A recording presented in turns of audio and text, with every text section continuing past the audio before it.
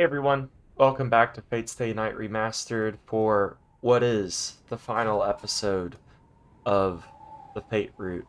So, super excited. I will of course be playing Unlimited Blade Works and then Heaven's Feel.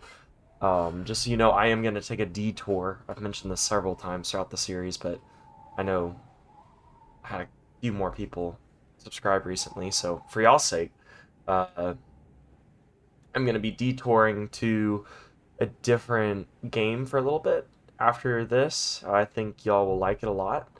So just if it's not what you're initially like into or whatever, just, hold your horses, try it out with me, and we'll see how it goes. Anyways, that's not about that. That's about this. Oh my gosh.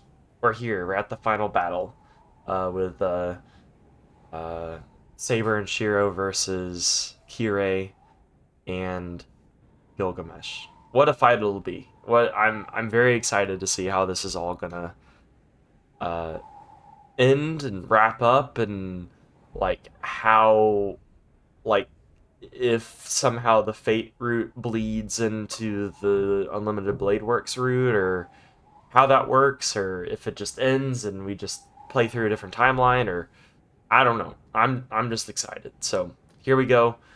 Maybe a longer video, and that's okay. I'm excited. All right, but it's different. Bound up in the red light, I spy something with my little eye that looks like it's going to ooze out over the temple itself. It's out past the building. A glistening blackness, like mucus, spreads over the vivid red. The mud spreads like oil over the clear ground. You're finally here! I've been waiting, Saber! Gilgamesh stands there, haloed by the vivid red glow. He pays no mind to the blood-red glow or the death shroud of blackness. I just imagine someone clicking on this and this being their first video with me, or like first time hearing me doing Gilgamesh, and then just, what's up, bro? Totally. Like, they're like, "That. What are you doing?" I made a preemptive move of making Gilgamesh a frat boy, and it's been great. The servant armored in gold waits in the middle of the temple grounds for Saber and Saber alone. Oh yeah, and he refuses to kill Saber unless Kirei. Well, no, Kirei doesn't have a command spell attached to Gilgamesh anymore, I don't think.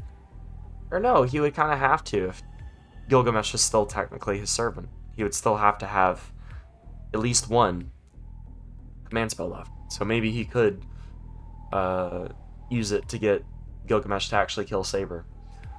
You come at a good time. The Holy Grail has finally decided to show itself. These waves are awesome today because of it, and it's starting to open up. The curse is what the Holy Grail holds within it. It's the third element that keeps us servants in this world. Third element. That's a new proper noun that we're introducing. It's what spilled into me 10 years ago. Okay. Gilgamesh has eyes only for Saber. He's not even pretending like you exist. Saber is similarly focused on him. Well, because she's trying to kill him, not because I have the hots for him. She steps forward and points her sword at the knight in front of her. That's the spirit. You know you can't possibly win, but you are still defiant. Showing your fighting spirit. You're truly a fitting finale for this festival. Truly worthy of being my bride, yeah. Alright. Sorry. Not really, it's funny. I will not permit any outsiders to interfere. You mongrel, if you plan to fight Kodomine, begone. He awaits you at the altar. Kodomine's waiting? Yeah, I'm sure he was expecting for y'all to pop up. It's not like he was like, oh, whoa, they showed up. I wasn't expecting this. I glanced at Saber. She gives a slight nod, her eyes still on Gilgamesh. As I leave, I feel her wishing me luck. I turn around. My opponent is elsewhere, behind me. As I run, I hear the sound of Saber's deadly battle beginning. I wonder if we'll get like an interlude cutaway of the two of them fighting and its conclusion. Anyway, deep in the grounds, behind Ryudo Temple's main building, is a large lake. It's been untouched for a long time, making it seem sacred, like it's inhabited by a dragon god. That's kind of cool. Is there an actual dragon god? The lake's clear. Blue water is so pure and clean, with not a trace of cloudiness. At least, that was true until yesterday. The lake is far from pure now. Red phosphorus spreads out before me. It is a sea of dark, murky tar. And... oh, whoa, whoa, whoa, whoa, whoa, whoa, whoa, whoa, whoa, whoa. the Peter Griffin meme. Whoa. At first, that was a pretty genuine reaction. This, oh, well, granted, you can't see my mouse, but the top of the screen, Illya, just flying in the air nude. That's wild. And then blood's mucus stuff splurting out everywhere. Looks like she has her own little crucifix going on here. Literally in the pose of the crucifix. Or being crucified. A hollow chasm yawns in midair, the body of a young girl floating near in the offering. Can we stop with the clashing swords in the background? You're being too much. Kodomine! I've been trying to remain calm all this time, but that sight drives me over the edge. Yeah, that's disturbing. I stop and glare at the enemy. Welcome, Shirou Amiya, the final surviving master. Well, besides you. The ends of his lips. Well, actually, I guess I am, because he killed the other one, so... he is master in a roundabout way, not initially. The ends of his lips curl up in a smile, and he spreads his arms in a greeting. Oh, I feel so welcomed. Could you also climb up on a tree and kill yourself too? Oh, crucifixion style? Our final battle will be fought here. This will be the summoning altar in this Holy Grail war. Put down Illya! I'll thrash you after that! I glare at Kodomine. We're about 10 meters apart. As soon as I take another step, the battle will begin. What makes 10 meters the special distance of we're not fighting yet versus 9.9 meters? Once the battle starts, my only option is to rush him and stab him in the chest. But before that, I need to do something about Illya. Hey, did you hear me? I told you put down Illya. What kind of scum are you, taking pleasure in tormenting a child like her? Oh, I heard you, but I cannot do as you ask. The Holy Grail has appeared, but its hollow is still unstable. At this point of contact with the Holy Grail, I need her to endure for as long as her life lasts, or else my wish will not be granted. Still hasn't said what his wish is. As long as her life lasts, then Illya's still alive. If you have no intention of bringing her down, I'll have to make you. I'm gonna stop your wish. This dark mud right here, right now.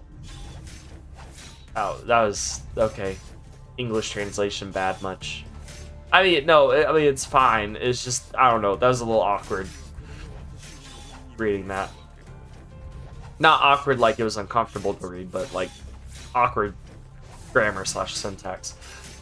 Oh, I see. Do you believe this is my wish? I have to hand it to you, Kiritsugu. His son has such a keen sense of things. Oh, hand it to Kiritsugu, not to you, Kiritsugu. My bad, misread. What a shock. 2 generations of Amiyas completely mistaken. What? I have no obligation to explain anything to one who does not understand the Holy Grail. You shall fulfill your role as the final master, burdened by that misconception all the while. What?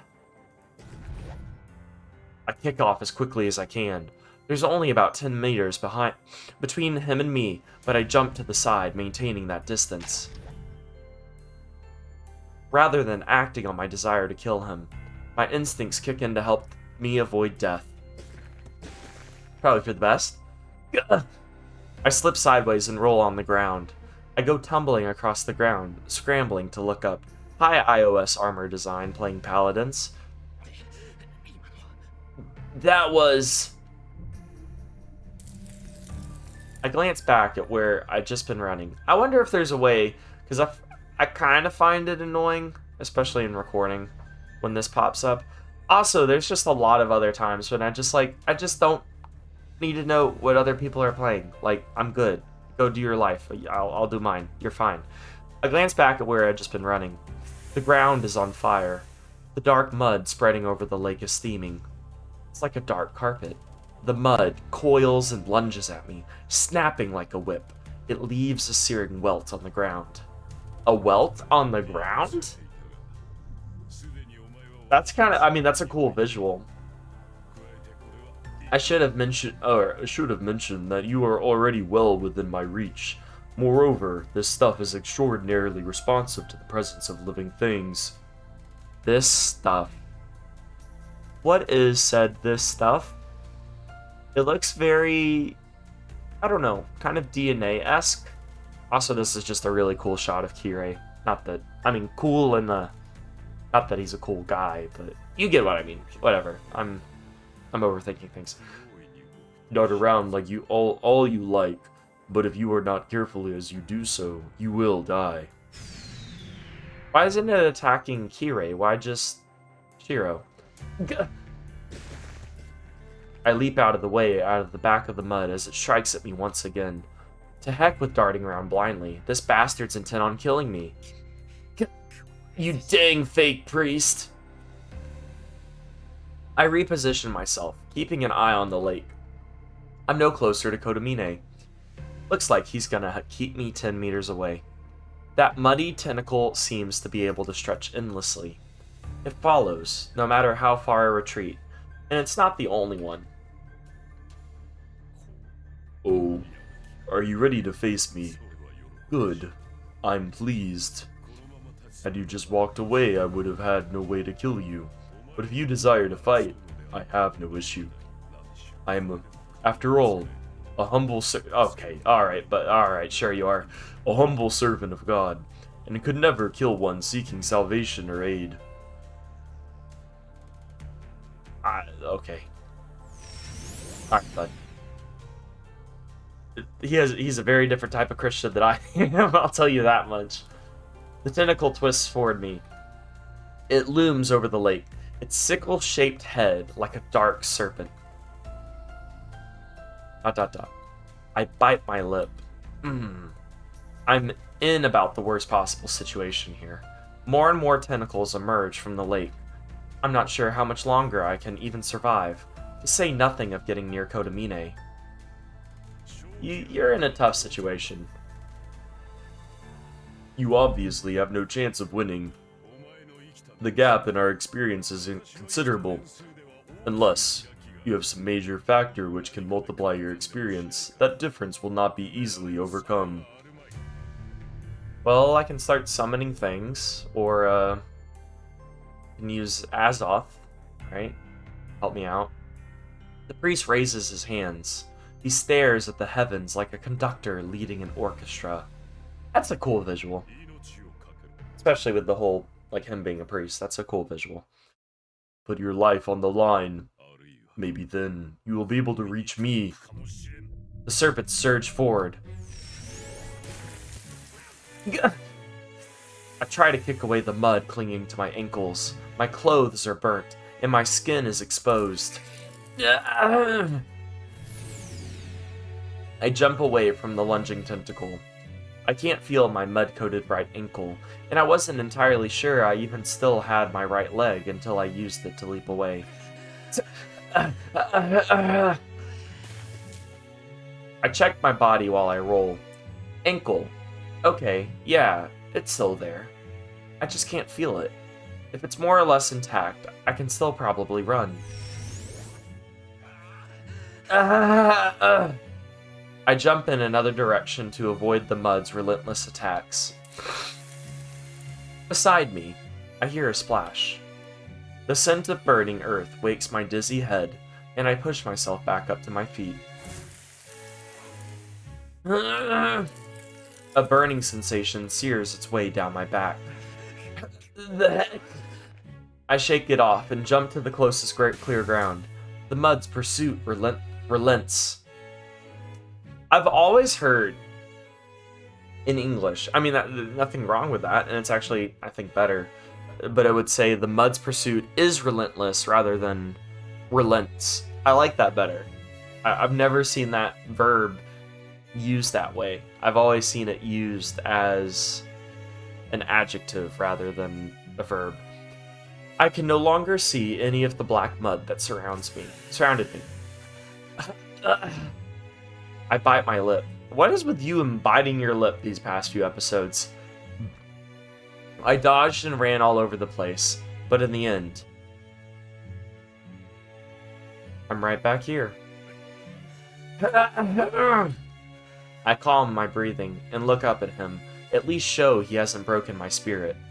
Kodamine has not moved at all. He's just watched me running around. I really don't want to do all these grunts. No matter how many deep breaths I take, my heart won't stop pounding. It's warning me that it's at its limit. Needs rest. My heart is ready to burst if I don't rest. That's how rapidly it's thumping in my chest.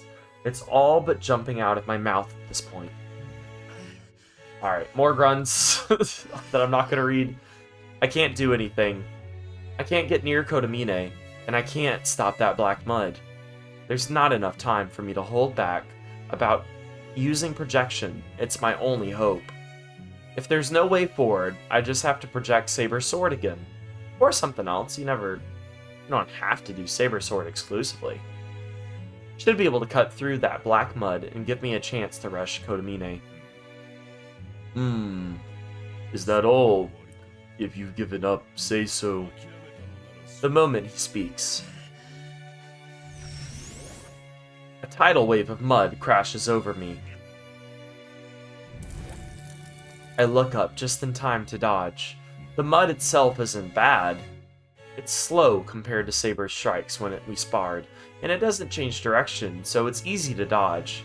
But that only applies when there's just one tentacle. I can't handle multiple attacks at once, or those that strike from behind as soon as I've dodged another. As a result, I can only move around, and still, mud slowly covers me. Oh! Who's saying that? Get away! I think Shiro. There's no time to rest. I'm not going to be able to use my projection. Projection requires me to form an image of a weapon from the very beginning, so I need at least a full minute of concentration. But if I give Kodamine an opening like that, the only thing left of me will be smoking bones. I mean, you gotta be willing to die for it, right? Brady talked you'd have to go that far. Heavy breathing, ha ha ha, ah ha ha. Everywhere the mud touches me, I go numb. At least it's not painful. But if the mud covers my entire body, I might not even know whether I'm dead or alive. If that happens, I'm a goner. I'd melt away, bones and all. More breathing. I can only run. If I'm going to have any chance of getting near him, I have to do something about this mud.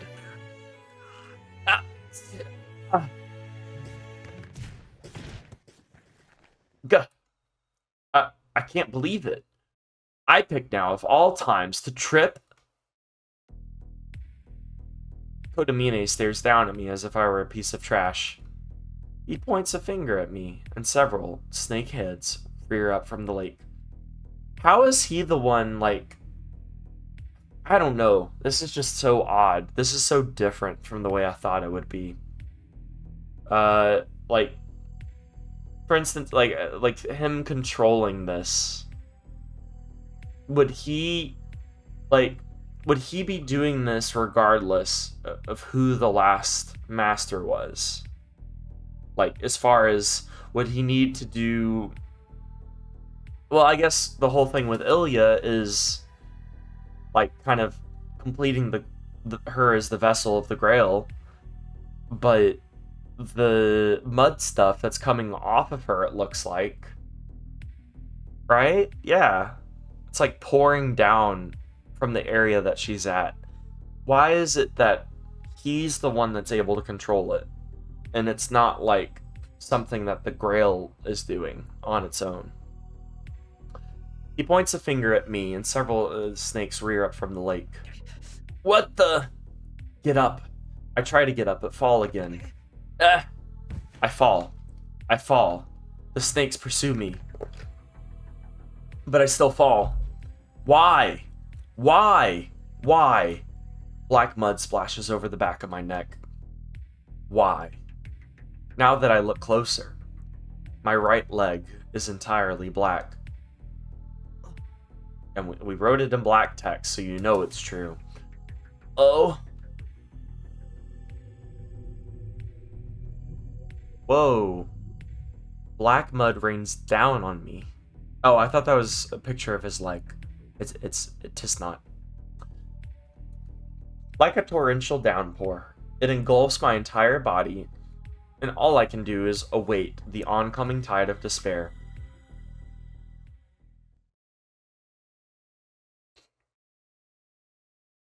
Dead end. Whoa, what? I didn't choose anything. What did I do wrong? What? What? What'd I do? Tiger Dojo, right. Yeah, can I? Okay, yes. I would like to seek advice. Sorry, I didn't realize I needed a click. Or, spacebar or whatever. Being unarmed at the most crucial moment. This is Taiga Dojo, a place to help people like you. Well, the common wisdom is that victory or defeat are decided before the battle even begins. And what does that mean? Disciple number 1? I love Illya. You shouldn't start a battle until you have a weapon or plan? Very good. The enemy is a servant who cheats by bringing in the strongest stuff with his power of ridiculous wealth. So you should prepare at least one weapon that might help you turn things around. Do I not have Azoth on me? Then are you saying you should restart from the night before to prepare a new weapon? What can he possibly do in such a short time? Well, it is possible. Restart the night before. What do you mean the night before? Day 14? Saber originally had 3 noble phantasms. You should be able to do something if you prepare that last one. Caliburn? Oh, so you just have to give it back. Exactly. Like they say, render unto Caesar? It might be a shame to lose it, but I guess you have to return things to their owners. Return? Are you saying like I need to take the sheath part of myself out somehow? I don't fully understand. Oh, I guess you give some good advice, Taiga. I guess you're a teacher even if you're not a very good one. Ahahaha. Praise me more. Yeah. Then, while Taiga's in a good mood, I have an exciting announcement to make. So this segment has been running as a little side thing to the main story, but this is the final episode. Next time, a new series, Tiger Dojo Part 2. Taiga, 100 million yen in debt. We'll begin. Why 100 million yen in debt? We're gonna move this place to my castle and update the background. Still, pics, music, and game console. The production budget will be double, and it'll be so elaborate you won't even think it's just a bonus side segment. Alright, is it actually gonna be like that in Unlimited Blade Works? Are we gonna just get a Taiga Dojo, but in your castle? Lots of good news here. I don't really get it, but I guess it's like a computer graphics updating from Wars to Machines or something. Exactly! We'll finally be freed from this cheap art that looks like it was done as a hurried afterthought. Oh, I didn't think. I mean, maybe like the banner with Saber's head in the background, but the rest of it I didn't take as cheap. Wonderful. Now that's settled, let's get the heck out of this dojo. See you, everyone. We'll be waiting for you, the renewed Tiger Dojo.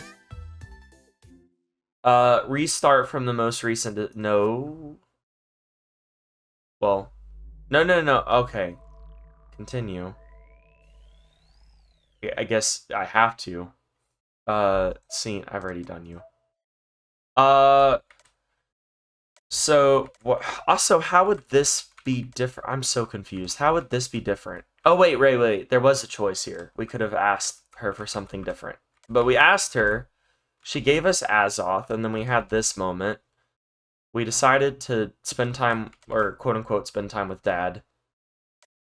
I think we need to go back here and maybe choose the option that's like strategy, where we choose strategy over everything else. Or maybe spend time with Saber.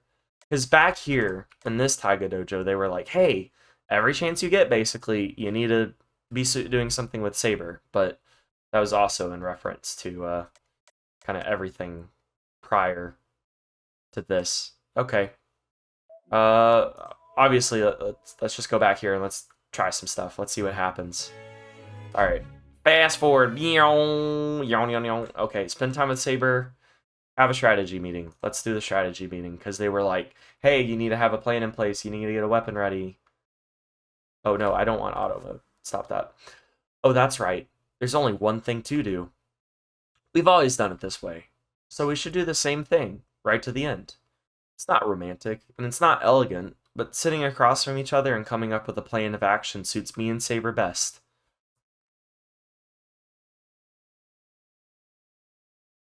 Shirou, it makes sense to come up with a plan, but is this the place for that? Where else would we? What do you want from me? Actually, it has to be here. Let's go in. I have something in mind. Oh, so you're talking specifically, like, his workshop. Still, like, why not there? Why not anywhere? Huh? If you say so, then I only have to obey. Yeah. Saber reluctantly follows into the shed. Okay, now. There's a reason I had Saber go inside the shed. Right now, we have neither a plan nor the means to defeat Gilgamesh. So, it goes without saying that we need something extra. So... Oh, strengthen Saber. Return the sheath to Saber. I really want to explore some of these other options. But I think I know what the correct option is.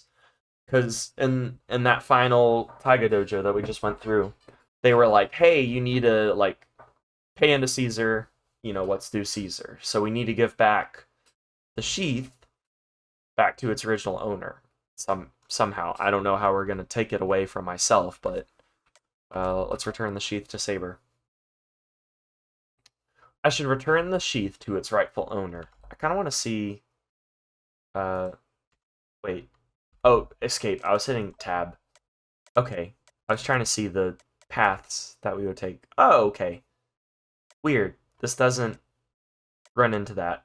That's a lot to maybe have to get through. Oh, well, that's fine. I'm fine.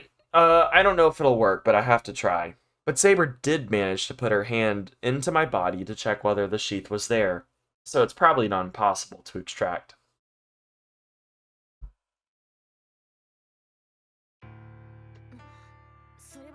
What? Do you know what you're saying, Shiro? I do. The sheath was yours to begin with, so returning it to you just makes sense. Plus, with that, you might have a better chance of beating him.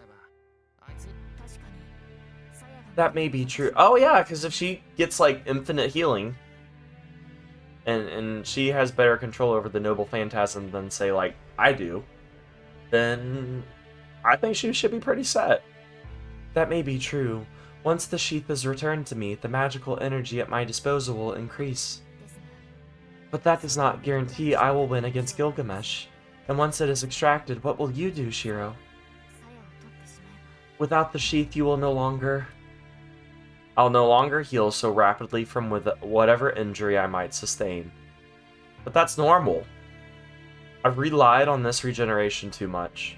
Nobody should be immortal. Except for you! So here it is. I shouldn't keep it anymore.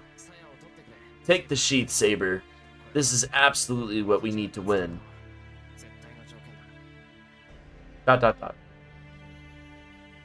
Saber bites her lip. And what is with the lip biting? Not answering. I'm not sure how long this moment stretches out between us.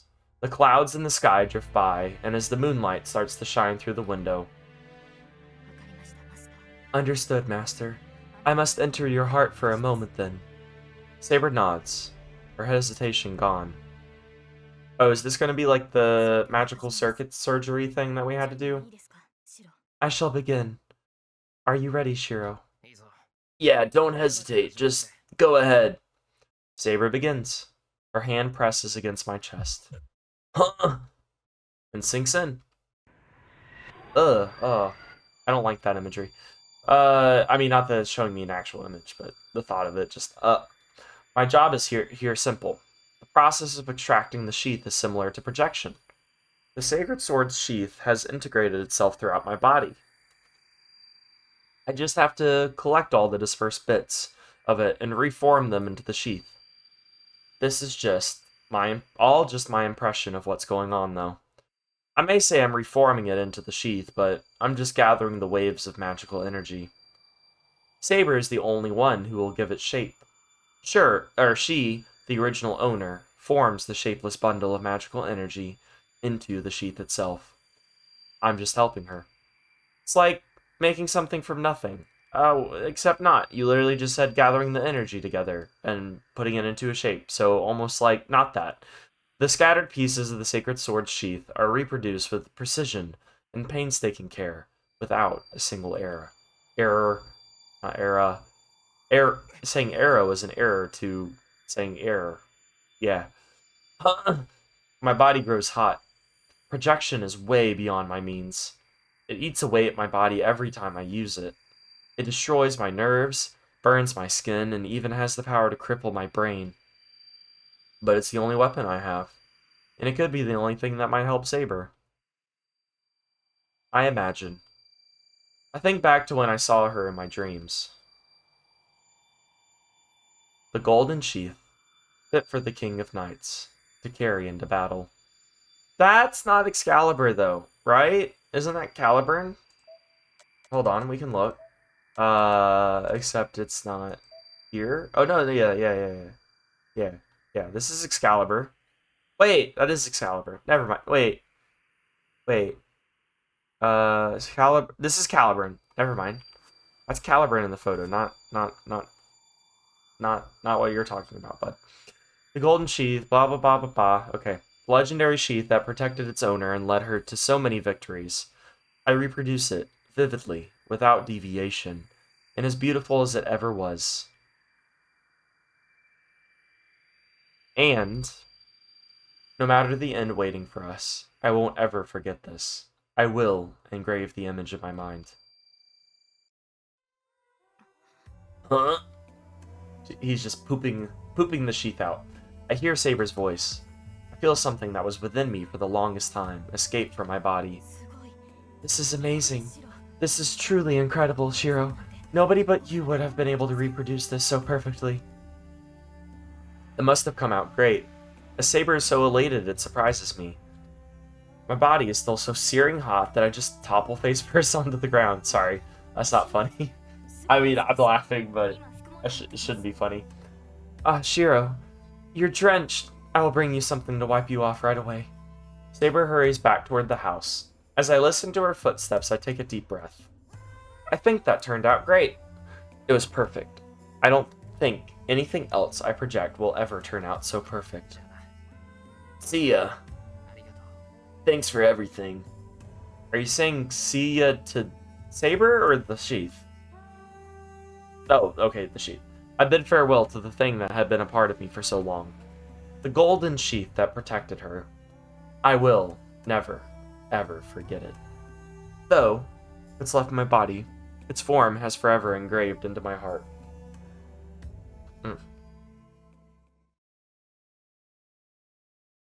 My neck is getting sore. The moon hangs high in the sky. Okay, let's do the whole thing again. The clouds have finally cleared, and the black of night is giving way to indigo. It will be dawn soon. The long night is about to end. It will be the last one. During the night, Saber and I travel to our final destination. Bam, blah. Am I about to have to go through this entire thing again? Or is this the same thing? No, it's not. It's literally a different scene. Okay. Shiro, this... I hear the tension in Saber's voice. Is it literally going to be line for line the same thing?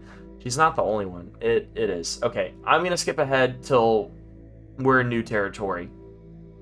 Okay, we got to some new stuff. But I don't really care about that. We go up the stairs, closer and closer to the temple gate.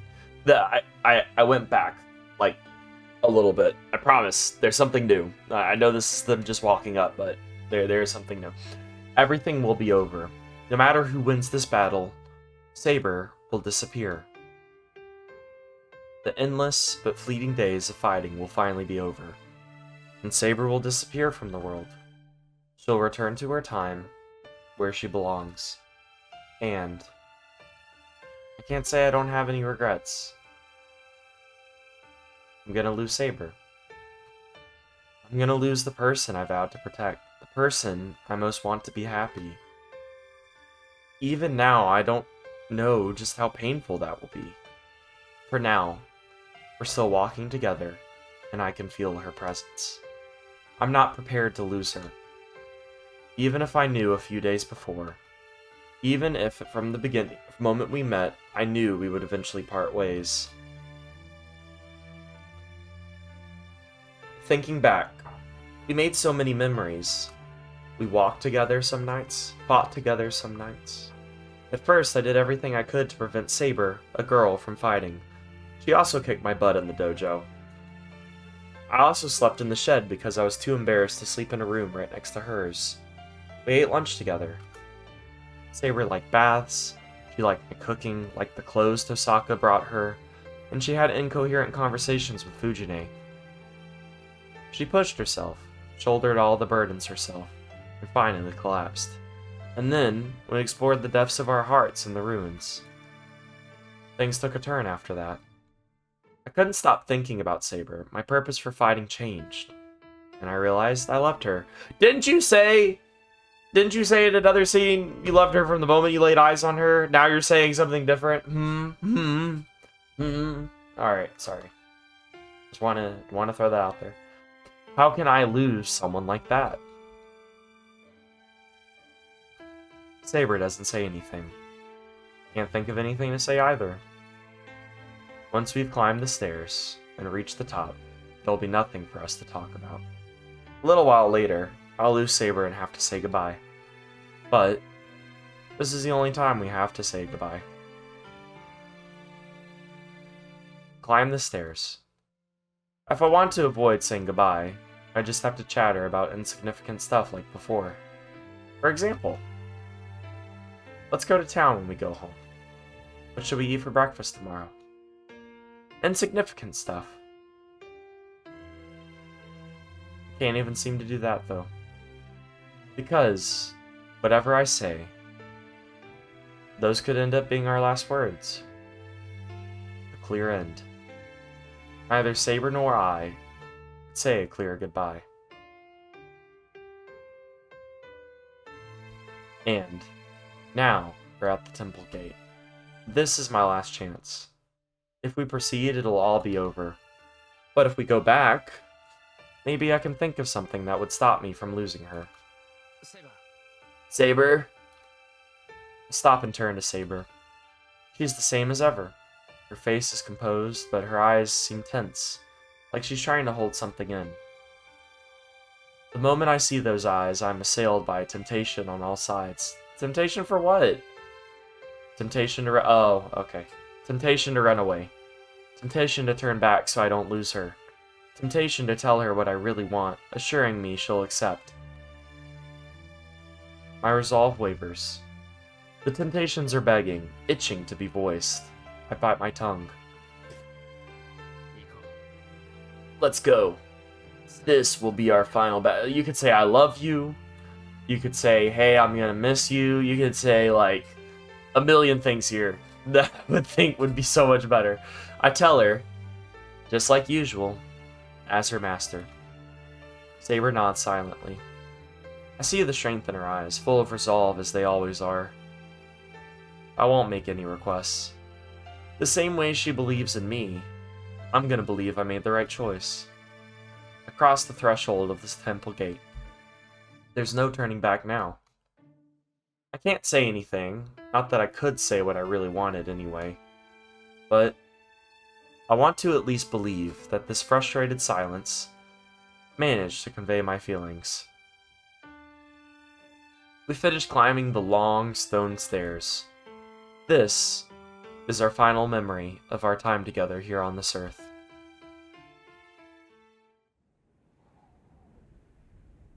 The summit is bathed in a crimson glow. Wind whips at my face from the red light somewhere at the rear end of the temple grounds. I think this is kind of the same. I mean, it's obviously different, but they're just rehashing some of the same stuff we've already seen. I'm going to skip ahead again until we get to something different. Alright, came across another slight difference that didn't happen last time, so we're going to play through it, obviously. I've already told... different guy. I've already told you that I have, like, no wish. I don't care what Kodamine does with the Grail. Right now, my only interest is in you. As if to answer, the Golden Knight raises one arm. At the same time, a shimmering haze forms behind him. The king's treasure. Hundreds of noble phantasms are readied in that haze, like bullets loaded into a gun. Ah, the time's finally come. I've been thinking of this moment for so long, Saber. I've been thinking of how to pin you down as you struggle, make you swallow that mud. Okay. Alright, we're getting the rated R version today of this. If you don't know, because of this translation, many of you are already fans of this series and have been kind of introducing me to it, but Gilgamesh is not talking about just fighting here. He's talking about R-ing her. So isn't that just lovely? Being sarcastic, obviously, that is a terrible thing. I'm gonna... Oh my gosh, okay, wow, what a line. Alright, you ready to hear all this really graphic stuff, but in a server dude's voice? I'm gonna stomp on your sobbing face and make you drink the mud until it's dyed your entire body. I've imagined you... Oh, that's... that's gross. Writhing you beneath me as the agony of death drives you mad while your pathetic, filthy figure clings to my feet. Okay, alright. What a description. Well said. You will, I am sure, not object to meeting the same fate then, King of Heroes. She takes another step. Saber walks right into range of all those noble phantasms. This isn't a battle I can help with. No ordinary human could step into this battle between Saber and Gilgamesh. Heh, precisely what I expected of you, Saber. You know, you can't possibly win, but you are still defiant, showing your fighting spirit. You truly a fitting finale for this festival. He did say this last time. I will not permit any outside... Okay, this is all the same. Alright, skipping ahead a little bit again. We'll probably meet you back at the Kodamine fight. Okay, this is new. Well, okay, it was just a little bit more dramatic about showing this graphic. A hollow chasm yawns in midair, the body of a young girl floating near an offering. Okay. The only thing that was different was, like, a graphic. I'm not even sure if I'm gonna keep this in the video.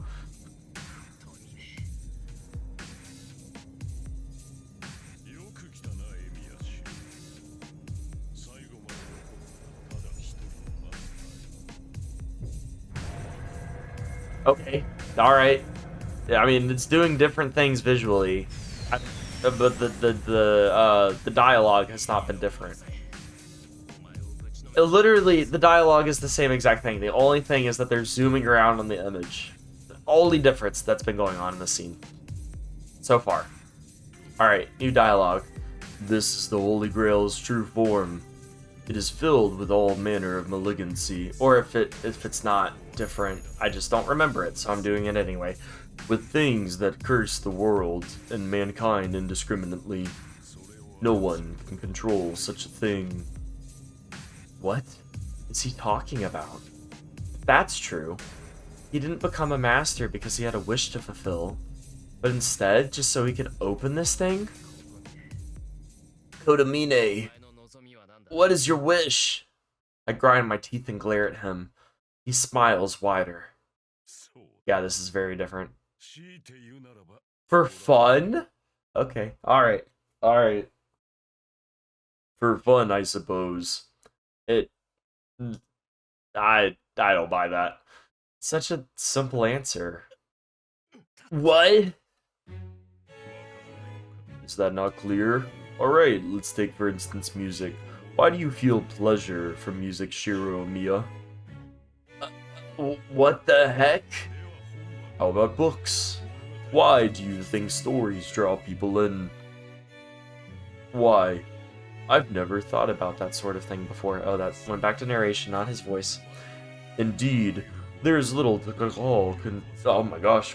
call to consider such things. Various forms of entertainment, things that please humans. They are all enjoyable because they were created by humans. Listen, all creation springs from humans. That's heresy. You're a Christian, dude. What are you talking about? From their own capabilities. That means the most enjoyable, pleasurable things are humans themselves. Humans, particularly in extremis, are the greatest source of entertainment. In extremis? What is it in extremis? Let's Google. In extremis. An extremely difficult situation at the point of death.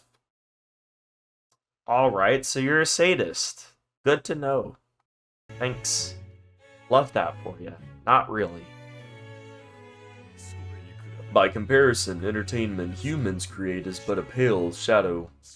Oh yes, music and stories, love, hate, trust, betrayal, morality, immorality, illusion, and truth.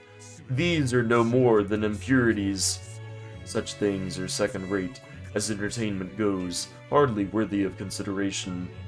I want humans themselves to be my entertainment. None of the rest interests me. And thus, such excess and extravagance must be trimmed away. What kind of person do you have to be to get to the point where your entertainment, like, you can only derive entertainment from killing people? Or that you just find that entertaining to begin with? You are familiar with the notion of one's life flashing before one's eyes, yes? It is precisely that. The moment a human has any value is when they are on the very brink of death. All their lives are spent building up momentum until they finally jump and reach for the skies. In that moment, they are dazzling, and it is that moment I desire most. For them or for yourself? That is what you have always sought. As you all feed on peace, I live by consuming the stars' light. Seeing the priest give such a sermon, his arms spread wide, is strange. Strange? That's the word we're gonna go with? Strange? Just a tad bit strange? To say the least? Yeah. A chill runs down my back, but not from what he said. No? Nothing wrong with what he said at all. No, nothing wrong. Seeing him like that, talking about human beings and seeming somehow sacred, is what's giving me chills. So it's not because of what he said, but because of what he said. So, you're saying... Yes, the fire 10 years ago, not bad.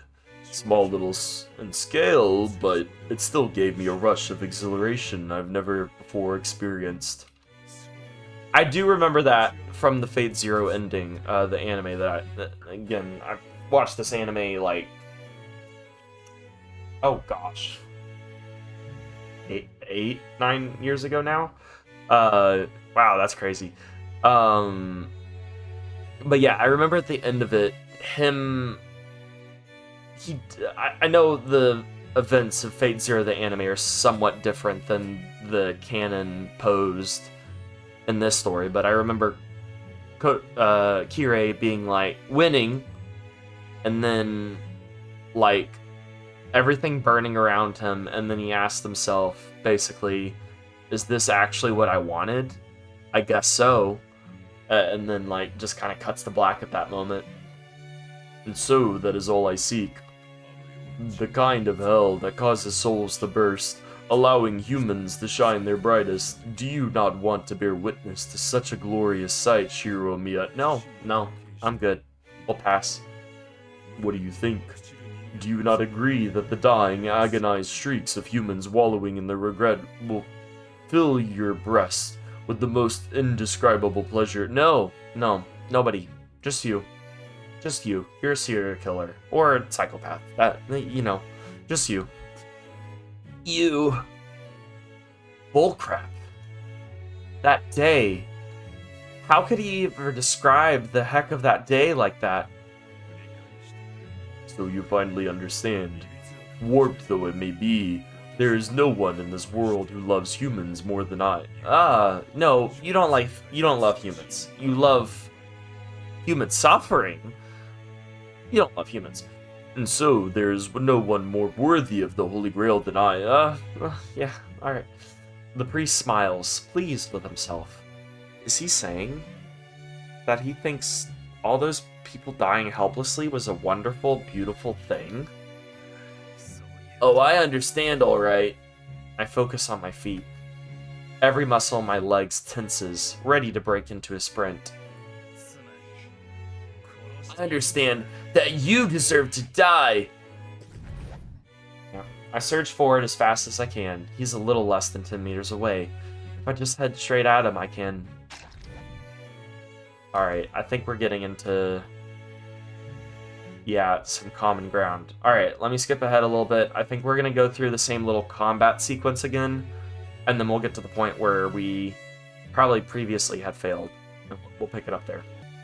If my voice sounds different than what it did just a few seconds ago, that's because this is recorded on another day, and I'm a little stuffy congested. Also, apologies as well. If you can, my roommates are playing. I don't think they're being too loud, but they're playing a game in the other room, and occasionally like shouting, but I don't think it's anything that my microphone is gonna be able to pick up, so we're just gonna carry on. Ah, yes. I got rather fed up with you at that point. We needn't put this off any longer.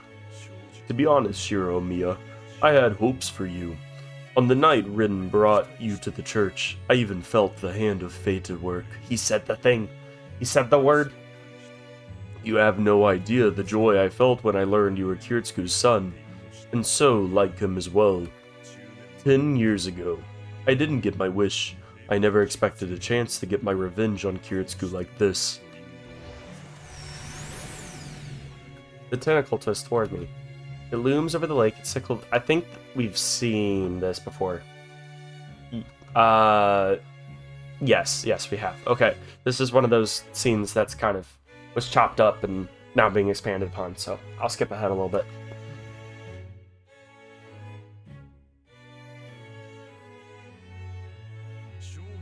Maybe that wasn't.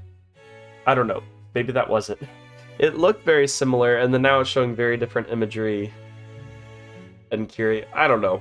Whatever. I'll figure it out in editing. You obviously have no chance of winning. The gap in our experience is considerable. Unless you have some major factor which can multiply your experience, that difference will not be easily overcome. The priest raises his hands. He stares at the heavens like a conductor leading an orchestra. I really like that line.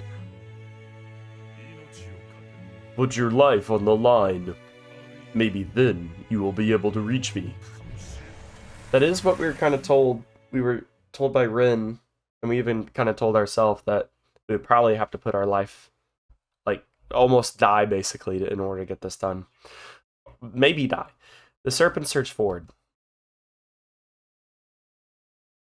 Alright, fade to black. Did we mess up again? Nope. Okay.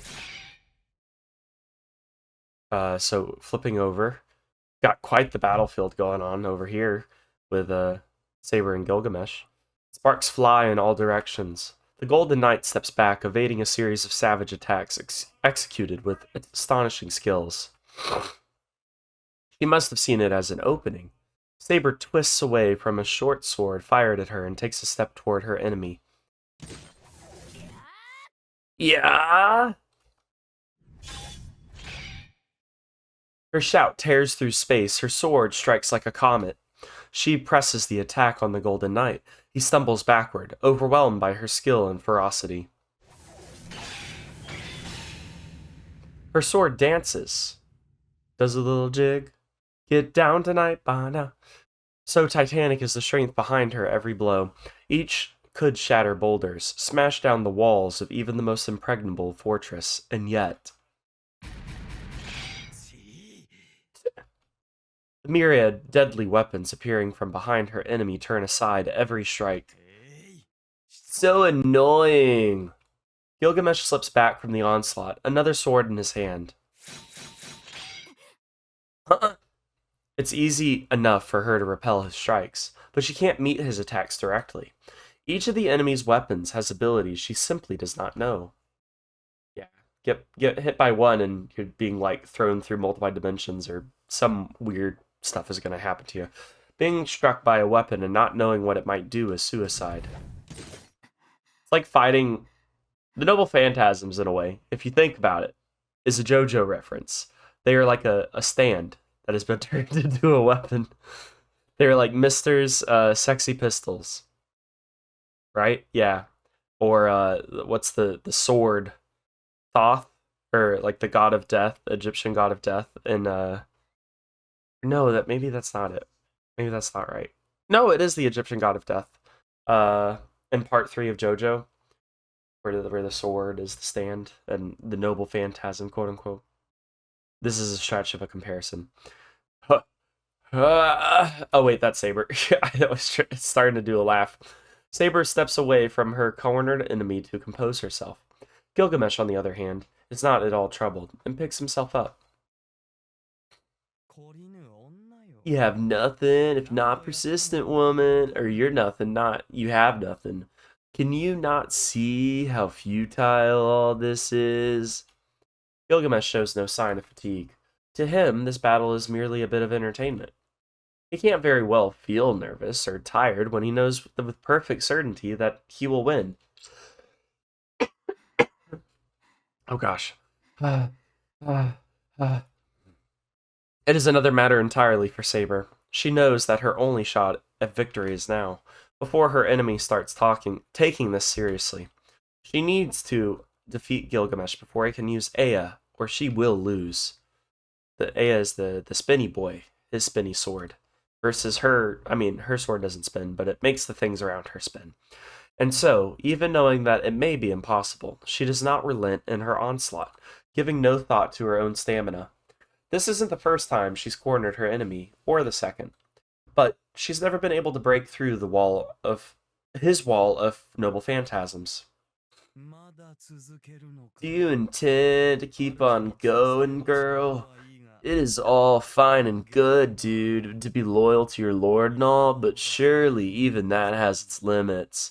Kotomine must have killed the mongrel by now. You have no reason to keep fighting.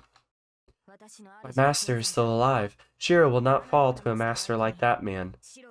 She would know. She would be able to, like, connect. Like they have their connection that she can feel. It's only a matter of time before you wipe out. You do not know the true nature of the Holy Grail. Even I have trouble handling that thing. The boy won't last a minute against it. ...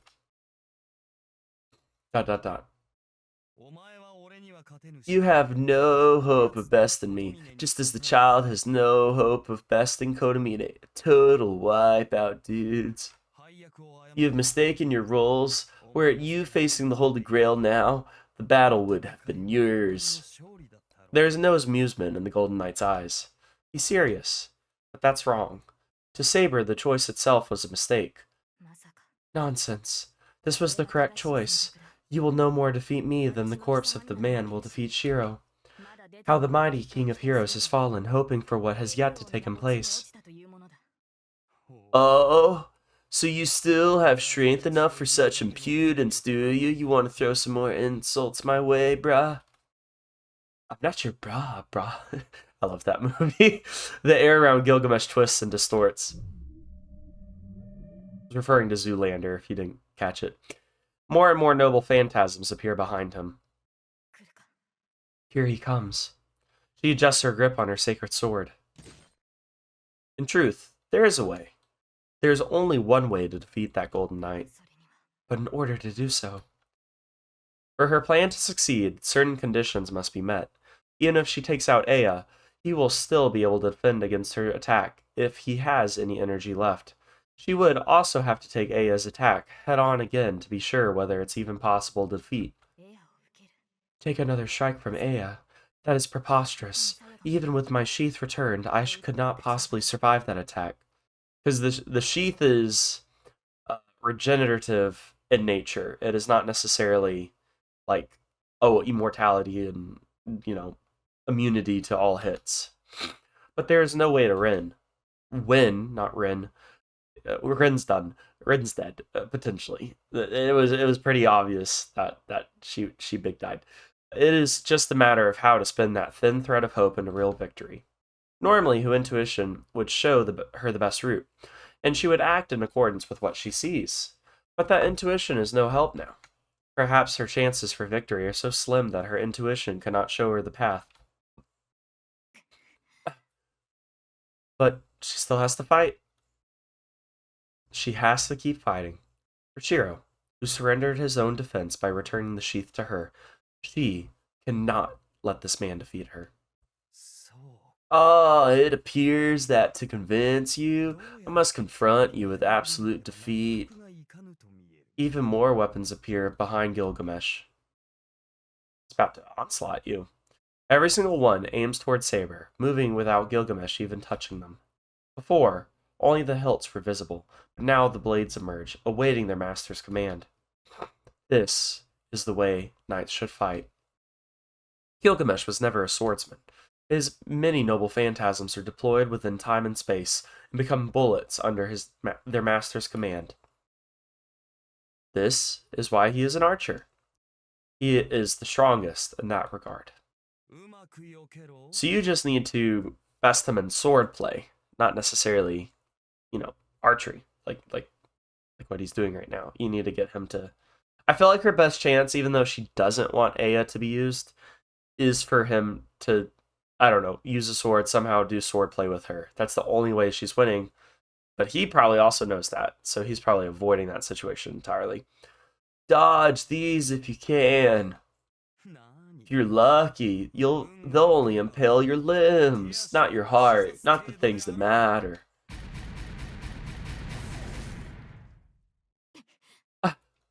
But this, excuse me, I need a yawn. That was a really weird yawn, I know. Don't look, okay, you could judge me, but not too harshly now, alright? It's been a day. With a single command, a rain of swords descends on her with godlike speed. Each of them possesses its own special, fatal power.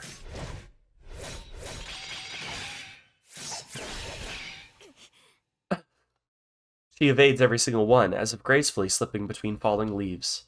A sword from the front, a spear from the left, pole arms from above and below, a three-pronged sword sweeping at her in an arc. A hammer larger than even her streaks toward her like a meteor.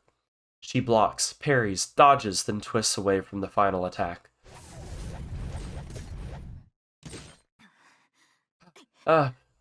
Saber's breathing is labored, and she struggles to regain her ground after being put on the back foot. At that moment, she sees something behind her enemy, behind Gilgamesh. 47 noble phantasms are already deployed, all at the ready. She leaps with all her might. As if to prevent her from escaping, a flurry of noble phantasm races toward her, tearing up the earth. What do you mean by tearing up the earth? Like they were being... I don't know. I don't know how to visualize or explain that. A torrent of noble unless they were flying past her and then hitting the earth, tearing it up, but I don't know how in process that would work. It doesn't matter. I'm getting way into this.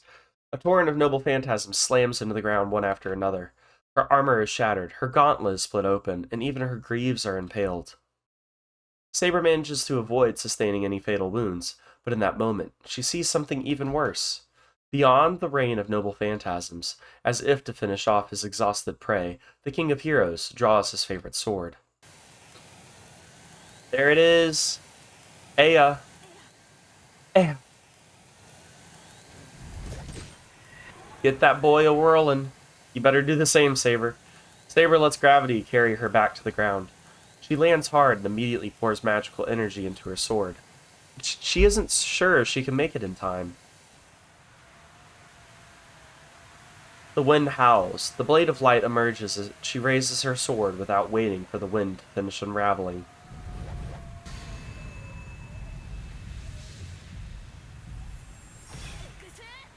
X?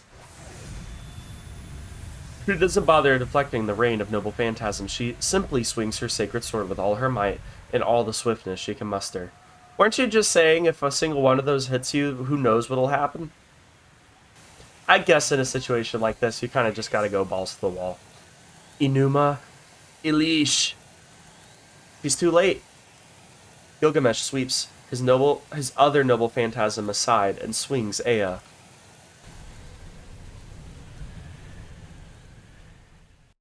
What's the aftermath? What's the damage? Oh, well, we're back at Shirou, I guess. Try to kick away the mud clinging to my ankles. My clothes are burnt, and my skin is exposed. There's those mud tentacles, those black mud tentacles. I jump away from the lunging tentacle. I can't feel my mud-coated right ankle, and I wasn't entirely sure I even still had my right leg until I used it to leap away. Haven't we read these lines? Was this also a part of the... Yeah, it was. I checked my body while I rolled. Ankle. Okay, yeah, it's still there. I just can't feel it. If it's more or less intact, I can still probably run. Yep, ba. I jump in another direction to avoid the mud's relentless attacks. Like homing missiles coming at him. Beside me, I hear a splash. The scent of burning earth wakes my dizzy head, and I push myself back up to my feet. A burning sensation sears its way down my back. The heck? I shake it off and jump to the closest clear ground. The mud's pursuit relents. I could no longer see any of the black mud that surrounded me. I bite my lip. What is with you and the biting of the lip? Stop biting and dodging and rolling. Just do something else beside biting your lip. I dodged and ran all over the place, but in the end, I'm right back here. I claim my breathing and look up at him, to at least show he hasn't broken my spirit. Kotomine has not moved at all. He's just watched me, running around. No matter how many deep breaths I take, my heart won't stop pounding. It's warning me that it's at its limit. It needs rest. My heart is ready to burst if it doesn't rest. That's how rapidly it's thumping in my chest. It's all but jumping out of my mouth at this point. Yeah, we've read all of this before, because this rolled right into him getting killed. Can't do anything. Can't get near Kotomine, and I can't stop that black mud. Need more mud. There's not enough time for me to hold back about using projection. It's my only hope. Or Obi-Wan is your only hope, if you're Princess Leia in Episode 4. If there's no way forward, I just have to project Saber's sword again. It should be able to cut through the black mud and give me a chance to rush Kotomine. Is that all? If you've given up, say so. The moment he speaks, tidal wave of mud crashes over me. I look up just in time to dodge. And then I bite my lip. And then I dodge again. And then I bite my lip once more. And then I bite it again to make sure that I already bit it. The mud itself isn't bad. It's slow compared to Saber's strikes when we sparred. And it doesn't change direction, so it's easy to dodge. But that only applies when there's just one tentacle. I can't handle multiple attacks at once, or those that strike from behind as soon as I've dodged another. As a result, I can only move around and still mud slowly covers me. Need more mud. Ha! Get away! There's no time to rest. I'm not going to be able to use my projection. Yeah, we've already done all this. Projection requires an image and blah blah dee da. But if I give Kotomine an opening like that, the only thing left of me will be smoke and bones. Not smoke and bones, but smoking bones. More heavy breathing. Everywhere the mud touches me, I go numb. At least it's not painful. I would like to be mudded up then if it means I get to go numb. Namely my heart and my soul. Please emotionally numb me. I never want to feel again. I'm joking. I'm fine. Sounded bad. But if that mud covers my entire body, I might not even know whether I'm dead or alive. That happens. I'm a goner. I'd melt away, bones and all. No, I thought there'd be smoking bones left. I can only run. I know it's only a matter of time until I run out of steam, but I have to keep running for now. I have no chance of reaching Kotomine, while all I'm doing is avoiding the mud. The mud pours like a waterfall behind him, so I bite my lip.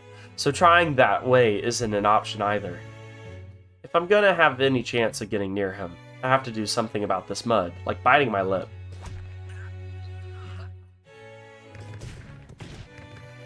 I bit my lip. Sorry. It just kept on mentioning it so many times. I can't believe it. I picked now of all times to trip.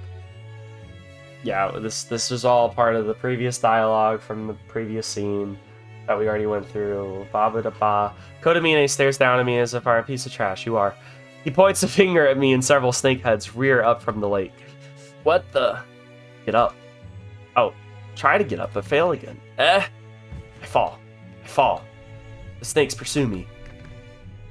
Go hiss, but I still fall. Why? It's because I didn't bite my lip. Dang it. Why? Again, I didn't bite my lip. Why? My lip isn't bitten. Mud splashes over the back of my neck. Why? Now that I look closer, it's because I didn't dodge. My right leg is entirely black. Alright. So the scene that we already saw happening again. Oh wait, no. This ends here. Okay. Maybe not. Oh, it was the deep voice. This ends here. I expected this to be more entertaining, but you are Kiritsuku's son. What a disappointment you turned out to be. What? Yeah. Yeah, zoom in on... Focus in on Illya's floating naked body. That's definitely not at all gonna get this video taken down or anything. It's perfectly fine and kosher. No, she's not. I don't know what you're talking about, YouTube. She's not nude. It's not a child. That's an 18-year-old girl. I don't know what you're talking about. And why would that be an issue to begin with? I look up. I'm still conscious. My wrists and neck are bound in chains of mud, but I can still feel my body. What? Why didn't you finish me off? Soon, but that would be in poor taste. You are Kiritsuku's shadow, so the debt he owes me from 10 years ago will be repaid with your death. And when we played through this before, on this scene over here, this was the moment that he killed us, not this talk of, oh, I just want to drag it out and have fun. My skin burns where the mud touches it. It feels like acid is seeping from my pores. I grip my teeth. I bite my lip. I dodge, trying to endure the pain and check my right leg. It's completely black. I can't feel it, and it won't move. I need to either get this mud out of me or pour magical energy through the affected areas to push out the coagulated blood. Either way, the moment I try to move my right leg, I'll probably tear off every muscle in it. Oh, ah, ugh. Oh, okay, thanks. Didn't need that picture. For whatever reason, him being reduced to smoking bones didn't bother me, but the ripping and tearing of muscle off him while he's still alive, that doesn't jive well with me. Fine. I don't care, but why do you hate Kiritsuku so much? Did him destroying the Holy Grail get to you that much? Oh, it's nothing serious. My hatred stems from our kinship. Everything he did struck a nerve. It's not unlike your feelings of disgust for me. What? Cut the crap! Don't you dare say that Kiritsugu and you are similar. I see. I suppose saying that would engrade you, yes? He was such a virtuous man, letting someone like me go. Even after I caused that great fire, he only bothered to defeat me, not kill me. Yeah, y'all were continuing to coexist in the same town for quite a few years after the fact. And now you know what a mistake that was. If only Kiritsugu had killed me, those orphans would be living peaceful lives as we speak. You... Why, you... You know there's no retort to that. I find it unpalatable as well, though. Do you? Are you sure? Do you? As ruthless a mage as him showing compassion and helping his enemy, I find it offensive. That story again. Saber told me before that Kiritsugu was a first-class mage, and he would do anything to accomplish his goals. But then... But that was not his mistake. His mistake was thinking that the war would end with the destruction of the Holy Grail. He never told you anything because in his foolish optimism, he believed the Holy Grail war had ended, and his life came to an end as the curse ate away at him. What a fool he was. He cursed himself and let me go, then died only a few years later. He believed he accomplished something. He believed he ended the Holy Grail war. Diluted fool. Why, you... Keeps on doing the same thing. Hold on. Does that mean Kiritsugu died because of Kodomine? What did the peaceful face he had on that night of his death mean? Oh, yes. Let me ask you one last thing. Tell me of Kiritsugu's final moments. Did he pass on something to you? His son? Did he croak satisfactorily? The utter cretin. Did he pass something on? He accomplished... Oh wait, this is still him talking. He accomplished nothing at all, and simply put all the responsibility on you. I bet his death was absolutely comical. Shut the F up! I kick at the ground. I force my leg to move, flooding it with magical energy. Muscles tear, but I ignore it as I lunge forward, on all fours like a wild animal.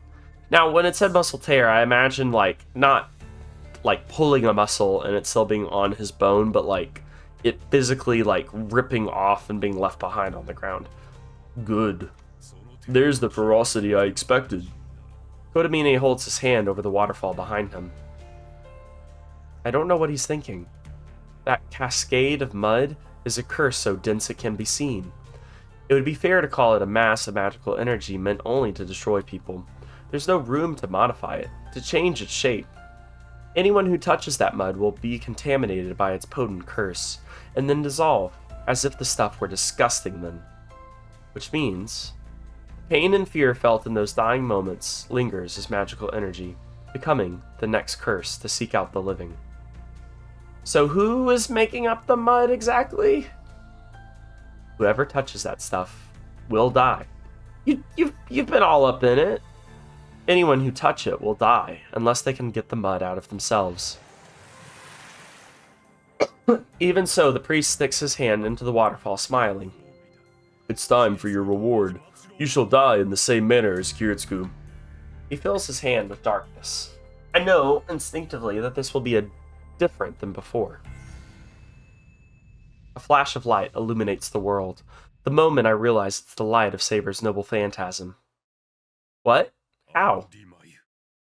Anra, Mainio. The priest's words plunge the world into darkness. The light of her noble phantasm. Does that mean she showed up? No. We're still back over here. Been blinded by the light. Joy touch. She'd been blinded by a light a moment ago, but now she's cast into darkness. If she had been conscious, she would have seen that it was a black polar light. Black polar light. The darkness was momentary. But it was not darkness. It was a swarm of tiny curses. The darkness sweeps her body away, and the discomfort jolts her to wakefulness. Is the darkness the mud? I sigh. The first thing her returning consciousness brings her is pain. Whose eye? I sigh. Brings her is pain. We just switch from first person to third person. Make up your mind. Whatever parts of her were not protected by her armor are horribly burned, and her flesh has been brutally savaged by blades of all sorts. She is a dismal sight. I see. So I have... You failed! Unfortunately. Aya defeated her. Or so it seems. We'll see how they come back. This can't be a sad ending, right? It's not like there's a way that it has to reset into the next route, right? It's not gonna be sad or anything. It's gonna be good, happy, fun times, right? This series has definitely been that all the way through. Gilgamesh unleashed his noble phantasms, and she could not defend against so many. Then Aya struck her. She barely managed to deflect it with Excalibur, but the damage to her body was too severe. Her wounds healed on their own without using magical energy, but even the protection of the sacred sword's sheath is unable to return her to full health in an instant. And then... This is it, Saber! We're going for a final ride on the board, brah. I hope you are not still refusing to admit defeat even in this state. Gilgamesh walks forward, not a scratch on his armor. Saber lies on the ground, looking up at her enemy. There's nothing else she can do right now. Nothing can stop him from doing whatever he likes with her now. Gilgamesh, what was that light? Despite the situation, Saber is more concerned about the light. That flash of light, that deep darkness that welled up from the far side of the temple and, for a moment, covered the world itself. She doesn't want to think about it, but that darkness might have been aimed at Shirou. That light just now, it's a curse. No biggie. Kotomine must have summoned it straight from the Holy Grail. These things happen. The Holy Grail apparently holds within it something capable of cursing the entire world. The pollution we've seen so far is nothing more than residue leaking from the Grail. And now it seems the main body has emerged. Your master is dead. That can't be. Saber wills her body to move. Well, she would still be able to tell, because she still has her connection if he's actually alive. But she knows she can't. She can't just lay down, though. Lies. Shirou is still alive. She can still feel her connection with her master. It's weak, like the faint embers of a fire on the verge of going out. But Shirou is alive. She has to keep going. If he fights something unheard of or incomprehensible, Shirou will be no match for it. Saber clings to that faint warmth and again wills herself to move. But it's useless. Even the sacred sword's sheath needs a few more minutes to restore her. Oh, you do at least have that going for you. He doesn't know that you have the sheath, so hopefully you'll be okay. It's too late. Stay here, Saber, with me. I definitely will treat you with respect and love, but not at all disregarding you or your body. No matter what you do, the Holy Grail will soon overflow. It will be a repeat of 10 years ago. This time, though, the ritual is for you rather than me. The Golden Knight smiles as he turns his gaze up to the burning red sky. Rejoice, Saber. Once the contents of the Grail have rained down upon you, you will become like me. You will gain flesh in this world and enjoy your second life. It's totally like radical. Of course, you may not retain your sanity as I have. It's okay. I like my chicks a little insane. Saber looks up at him bewildered. She can sense the immensity of the curse. It is a magnificent cluster of magical energy. With so much power, any magecraft would be possible. Were caster to wield it, the possibilities would be endless. But it's a double-edged sword. It curses humans and only humans. Even heroic spirits would not be able to remain themselves after coming into contact with that curse. ... That's when she realizes. Gilgamesh. A decade ago, that corruption even swallowed up the most ancient, King of Heroes. Then, Gilgamesh. Do not tell me you. He's gone mad. Oh! That's why he's so insistent about the R-word things with Saber. Maybe. Oh, do you think so, King of Knights? Was it the fact that I'm talking like a surfer and yet I'm from like Babylon from like, 10,000 years ago or something? Gilgamesh looks down at Saber, laughing merrily. Strangely out of character for him, but the look seems somehow appropriate.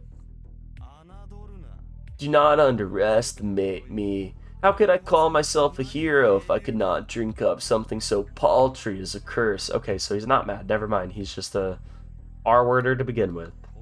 Great for you, bud. All the world's evil? Ha! It is nowhere near potent enough to contaminate my glorious self, because we all know I'm just perfection. I have no evil in me. Okay. Listen, Saber. A hero shoulders the weight of all humanity. And I did that eons ago. I don't need to do that again. It's for wusses. Hearing those words, Saber gasps. She knows, in that moment, that she will never understand his heroic spirit. His unthinkable arrogance, the staggering ego leading him to believe heaven and earth exist only for him, his ruthless choices that bear no regard for any but himself. All of these things are completely opposite to her own beliefs of what it is to be a king. But he was a king. He's her foil character, absolutely. He is her foil character. Even foil. Actually, foil is not. Because foil, I don't know. Like Blackbeard, Edgar D. Teach is like the perfect foil to Luffy because they're both anarchists and like freedom and all the things. But the way they go about it is very different. Well, I guess here you have two kings. They just have two very different ways of viewing their kingship and going about it. So, a bit of a foil. Even Saber cannot deny that. No other servant than Gilgamesh could have retained their senses of self after being bathed in that immensely powerful curse. Forcing you to swallow the mud may be entertaining, but once you lose your mind, my fun will be over. Let's resolve to be married before that happens. Oh, because great, yay, joy. God. Whoa, whoa, whoa, whoa, whoa, whoa, whoa, what, how, what, why, why are you so straight in that, what, how, I'm literally turning my head right now to figure out how, okay, whatever. Gilgamesh, you are unbelievable. Oh, do you dislike such rough, oh wait, this is him picking her up? Okay. Why is she straight like a board up in the air? You had best get used to it. I do not believe in restraint when it comes to women or food. I devour both as I please. Oh, you're disgusting. Saber glares up at Gilgamesh as she hangs upside down. How is he? Where's his hand? Hold on. Where's his hand? Oh, that's what's holding. Okay, so up here, well, you can't see it. Above the "so you're acting" is her foot, and then he's grabbing her by the foot. I don't know what I thought. That makes this image look like more sense. All right. So you're acting out of a sense of duty to your master as a servant. Pathetic. I can't believe you gave him your body and soul simply because of the constraints the command spells placed on you. I, on the other hand... No, you must understand, Gilgamesh. I do not obey anyone. That is a freedom I have never had. Oh? So you're saying that you'll not be mine no matter what? You won't be my... what's the scene with the one guy from Surf's Up where he's like talking about his trophies and he's like, "This is Brittany. Do you want to know why we call her that?" Oh, like that's the way I feel like he's treating her right now. His red eyes break over Saber. They are entirely devoid of human emotion. If she disobeys, He will kill her, no matter how attached he may be to something. If it does not obey him, he will simply destroy it. That is simply how Gilgamesh sees the world. Saber doesn't look away. She simply glares hatefully at Gilgamesh. Gilgamesh. I will never be anyone's possession. I belong to my nation. I am a king before I am a woman. Even if you were a woman to begin with, you still wouldn't be someone's possession. You can belong to someone in like a romantic way and then belong to you in that kind of sense, but not like a, I tell you what to do and you tell me what to do and we own each other. She's not saying this to anyone in particular. She's simply expressing the tiny warmth still within her heart. Listen to you. Do not make me laugh, Saber. The country is simply one of its king's possessions. He cannot rule everything. A transcendent being like a king serves no purpose. Honestly, King Arthur? It is no wonder your own country turned on you. Ah, that stings. Alright, buddy. Screw you. Golden Knight mocks her for her naivety. Her heart is set now. Yes, you are correct. But listen, King of Heroes. Your arrogance is what destroyed your country. That's true, Babylon isn't alive and thriving or anything anymore. And especially the empire that he would have been in charge of. It wasn't even Babylon then. I forget what that empire is called, but such fierce spirit. Saber twists her entire body, using the leverage to kick Gilgamesh in the face with her free leg. Oh, she got in close. Nice. Guard down and everything. Gilgamesh releases her. Well, I wouldn't kick spin away. I would have, maybe like, you had a sword in your hand. You could have, like, sliced at him with that instead of kicking him with your foot that doesn't do the whole slicing thing. Saber stretches her arms out and arrests her fall, then springs upward. Hey, wait, what's going on with your face? You dare kick a man? It seems you really do require discipline, Saber. Is the marks on his face from her kicking him? She closes her eyes and looks within herself. It is no wonder your own country turned on you. It is not news to her. Since her summoning a Saber, she's been hearing those words over and over. It's different with him. He grew angry with her as if it had been about him, but he also thought her actions were worthy of pride. She knows what she must do. Even if she has no hope of victory, she cannot stop here. She needs to do something while she can still feel that warmth inside her. She has to get to her master as fast as she can. She gonna finish this in one blow? She gonna hit it home? She's about to 8 meters away from Gilgamesh. She positions herself at the ideal distance for intercepting an attack, but she's just experienced firsthand. Her body won't move the way she wants. She can barely grip her sword, and her legs are hardly able to bear her weight. Even a weak blow would be too much for her now. But she shows neither weakness nor hesitation. You just listed weaknesses. What do you mean you don't show weakness? You mean hesitancy? Well, did you, what was a hesitation, right? Okay, just hesitation? ... Let me ask you one thing. Even Gilgamesh feels he has to prepare himself. The Golden Knight readies Aya, his eyes on his opponent. Are you quiet and sane? I totally love it. Saber doesn't answer. But her that word, determination, is there to see in her eyes. Fine, then I will not hold back. The air itself roars. Aya, why aren't we just attacking him? You're like 3 steps away, just go for it. He's summoning all this stuff. Go, go, go. Aya, the Sword of Rupture from ancient Mesopotamia, is said to have divided heaven and earth to create the world. Oh, that's cool. Whoa, okay, new effects. Gilgamesh, the king of heroes, readies his supreme sword to finally put an end to his enemy. the atmospheric vortex it creates.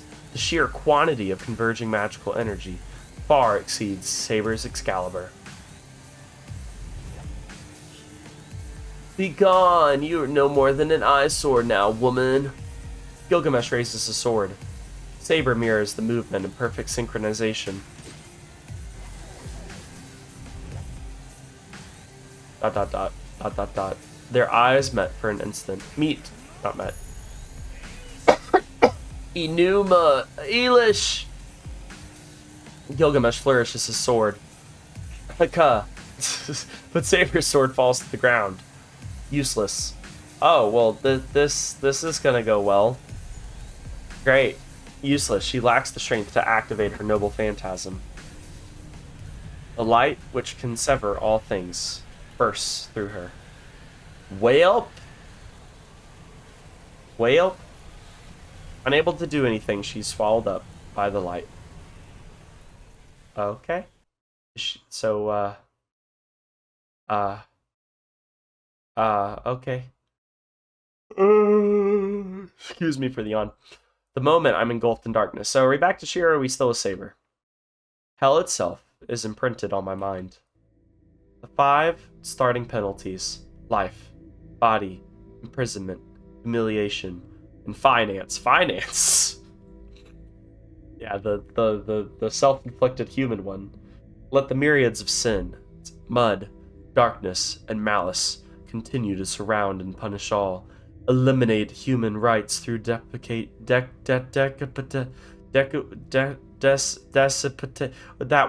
exile and repression. Let the body descend into a state of torment and debauchery. Eliminate group consensus by forfeiting honor. Die. Ridicule through greed and arbitrary decisions that freeze assets and property. Imprisonment, fines, the death penalty, crimes committed in the name of personal grudges, crimes committed to satisfy selfish desires, crimes committed unconsciously, crimes proclaiming self-righteousness, civil disturbance, solicitation, fraud, theft, robbery, kidnapping, self-harm, violence, arson, bombing, infringement, manslaughter, group violence, professional negligence, overconfidence. Die, die, die. Accidents by intoxication, cover-ups, crimes for personal gain, crimes committed in the name of the ego, crimes committed in the name of love, crimes committed in the name of virtue, crimes committed for themselves, theft and embezzlement, fraudulent cover-ups, contraband, crime, hate, grudge, attack, dirty, you. Really dirty. Atone. Violence, crimes, victims, atone. This world is ruled by non-humans. Know your conscience to rectify your sins. Jeez, we got heavy. Know the penalty of your sins.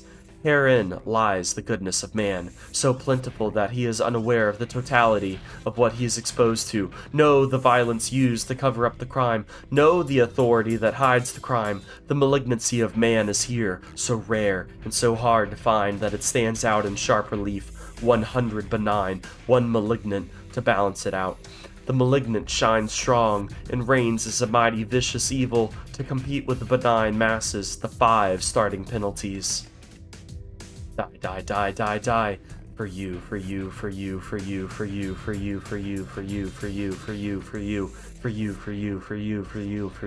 Solicitation, fraud, theft, robbery, kidnapping, self-harm, tyranny, arson, infringement, dirty. You're all dirty. Atone. Violence, crimes, victims, atone. Die to atone. Whose headspace are we in right now? Are we in Kirei's? This feels like Kirei. Die. I'm not reading all that. Move along. My brain's going to explode. The mud eating away at my back does not peel off. It mercilessly robs me of my warmth. Oh, is it the mud that was saying all that? I feel the horrible curse crushing all of my senses, crushing me. Darkness. I can't look at it directly. Ugliness. I can't acknowledge. Crimes I want to run from. All man's sins. I'm going to die. Anyone caught in this darkness wouldn't be able to resist letting it devour them, just from sheer pain and disgust. But Kodamini said at once. Sorry, I was mid-burp there. This curse is what called Kiritsugu. Killed. That's enough to banish the darkness.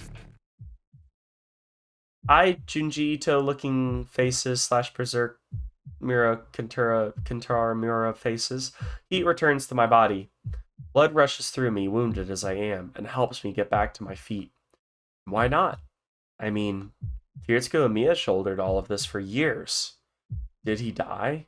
His own wishes unfulfilled because these voices never stop screaming at him to atone? Ugh. Ugh. That's a terrible headspace. He said he wanted to be a champion of justice. He ran around like an idiot trying to be useful to someone. In the end, nobody let him do what he wanted. Even so, he still pursued something, the ideals he'd given up on. And then, in the end, the words of some silly kid lifted a burden from him, and he finally let himself believe that everything would be okay. Oh, is that a baby crying? I have to stand up. I said I was going to take his place and carry on his dream. I really am the son of Kiritsugu Amiya, the champion of justice. I can't let the bad guy beat me. Tosaka told me. Need to win, even if it kills me. Saber told me. Kodamine is the enemy I have to defeat. Even Kodamine said, if I'm gonna fight, I should put my life on the line. That's right. What can I put on the line here, if not my life? Don't have anything else to offer anyway. Alright, screaming, attend screaming. I'm not... Wow, okay, that was a long scream. I desperately leap out of the mass of black mud. I can hear his surprise. My throat is burning. Every breath is like swallowing glass. Oh man, gosh. I don't care. Tears of frustration stream down my face. I might just burst from sheer anger before the curse can tear me apart. Impossible. Have you truly just shaken the curse off? I push my body, forcing it to run. One hand goes behind my back. I grip the dagger I've been concealing this whole time. Unbelievable. You managed to escape and your next action is so pathetically foolish. I suppose you must simply have run out of ideas. Shut your dang mouth. I never had a plan in the first place. I run. Kodamine sticks his hand into the waterfall behind him and draws out another lump of darkness. Then you can follow your servant. That light that you saw earlier was Saber's defeat. You have no one to help you now. Oh, okay. That's what that was. Yay, joy. ... There's no more hesitation now. If I get my hands on Kodamine, he will regret what he's just said more than anything else. I still have a command spell on my left hand. I don't know if I'm alive or dead, but that is the proof, and I can feel the truth of it. There you go. Still alive, to some capacity. As long as I still have my command spell, Saber's still with me. If she's still here, she must have defeated Gilgamesh and be headed to me right now. And if I don't greet her with open arms, when that happens, well, I know her enough to know she'll be mad. So, I'm gonna beat you here and now, to fulfill the promise I made to her. Darkness closes in on me. Kodamine releases a giant, massive curse. My body begins to crumble, starting with the extremities. I won't look away. If this is my role, I'm not done yet. Just need a good slice. Okay, we're back over to Gilgamesh Saber, I'm guessing. Enuma Elish. Fault line splits face itself. I'm guessing. Whoa! We actually did some animating for once. I mean, it was very minimal, but hey, we did it. I mean, it's a visual novel. I don't expect there to be a ton. With a flash of light and a roar of wind, Ada releases a vortex of pure destruction. The sheer intensity prevents Saber from using her own noble phantasm, so she lowers her sword and lets herself sway as if collapsing. This has been going on a lot longer than I thought. I think got about an hour 40 worth of material so far for this finale. So maybe dipping over... We're definitely going over 2. For sure. I wonder if we'll hit 3. I really want to just be done, and this be a big, big finale. Saber's too injured to dodge, and there is no shield capable of defending against Aya's attack. That furious dance of light and wind can only annihilate everything in its path. Nothing can stand up to Aya. It is an immutable fact. Both of them knew it to be true. A few hours ago... For once, that astonished cry comes not from Saber, but from the Golden Knight wielding Aya. Aya continues to release its torrent of magical energy, unleashing a ravening beam of destruction. But Saber is on her feet, stepping into the light of Aya's power. Okay. So, the safest spot is the Eye of the Tornado, that kind of a thought? Or no, that may be completely incorrect. Isn't there something about the Eye of the Tornado or the Eye of the Storm being like the calmest part or something? Isn't that a phrase that people use, or am I tripping? Her silver armor screams. Cracks splinter every layer of magical energy protecting her. With not a second to lose, she closes the gap between herself and Gilgamesh. There you go, girl. Excalibur! Hoy! There you go. Big blow. Big swing. To counter Aya's destruction, Saber releases every drop of power at her command.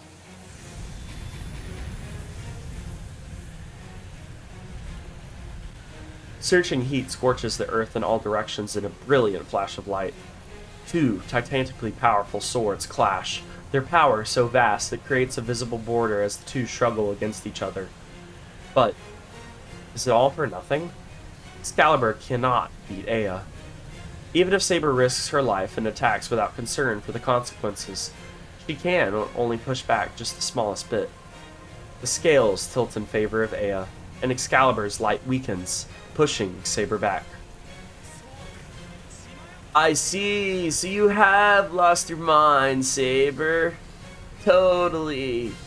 The Golden Knight draws Aya back, but then sees the enemy's renewed, reckless advance, so he pours yet magical energy into Aya. There's no turning back now. All there is to do is use his full power to utterly annihilate Saber. Aya's segments spin faster, faster, faster, reaching their maximum speed, and the light that envelops Saber cuts Excalibur down.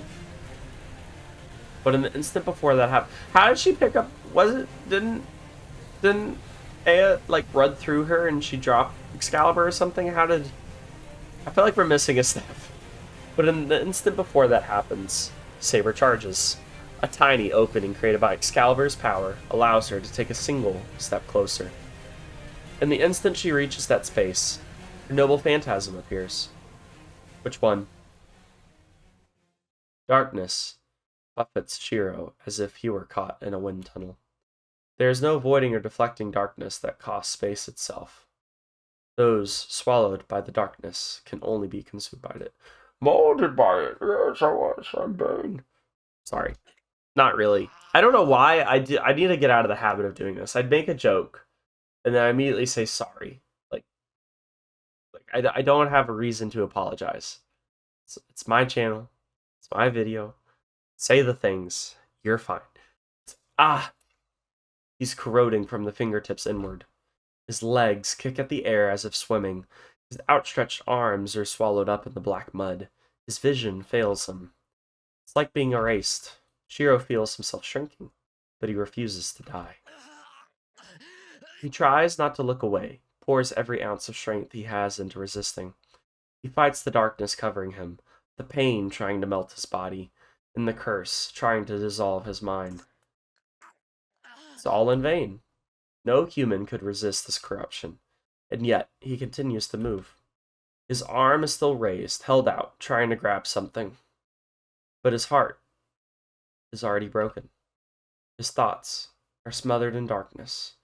Soon it will consume him. So even if Shirou did, well, I don't know, but like if he lives through all of this, is he gonna be in a position like Kiritsugu where we're just like constantly, hearing die, die, die, atone, atone, atone, die for your sins, blah, blah, blah, blah, that whole thing?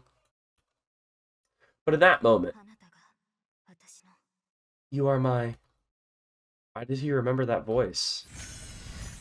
Gosh, almost like she's the person you're in love with or something. And you have your life flashing before your eyes. Nothing like that.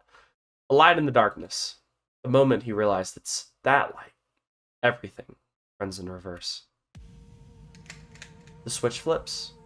His thoughts gain speed, creating crackling sparks, and form the shape with astonishing speed. Okay. He's able to pull some magic stunt together. Is it we projecting? Trace on. Excuse me. He murmurs the spell to begin projection.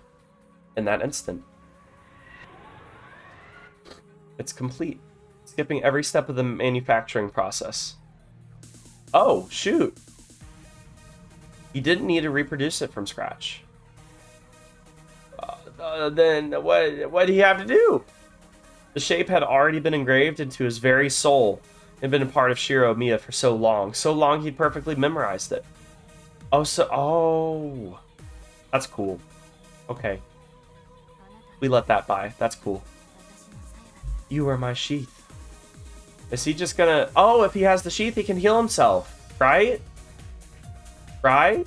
His fingertips desperately reaching, move again. Can he also, in turn, very easily maybe make Excalibur, or no? His fingertips desperately reaching, move again. They grab hold of the object he created without concentration or spell casting. Or is he gonna, like, swing the sheath? I mean, I don't know how that would help, but I mean, it's better than nothing. The world turns on its head. Darkness eradicated by golden light, and Shiro's grasp, duplicated flawlessly, his saber sheath. And so, as Aya's all-destroying light burns away everything in its path, Saber releases her own noble phantasm. What? Wait, so did she release the sheath and it go back to him? Is that what happened? Like they can move it back and forth? Wait, what? What? What appears before her is without question the sacred sword sheath. The mystics which shroud it are unknown, but the sheath repels Aya's light. No, this is beyond simply defending its wielder. Instead, cuts her off completely. The wall that keeps the filth of the outside world from fairyland, a world that cannot be reached, forever isolated from the rest of the world. Saber is protected by the sheath of the sacred sword, and for a moment, she exists apart from all reason and logic in this world. It is the greatest protection in the world. Nothing, not even the 5 magics, can pierce this perfect defense.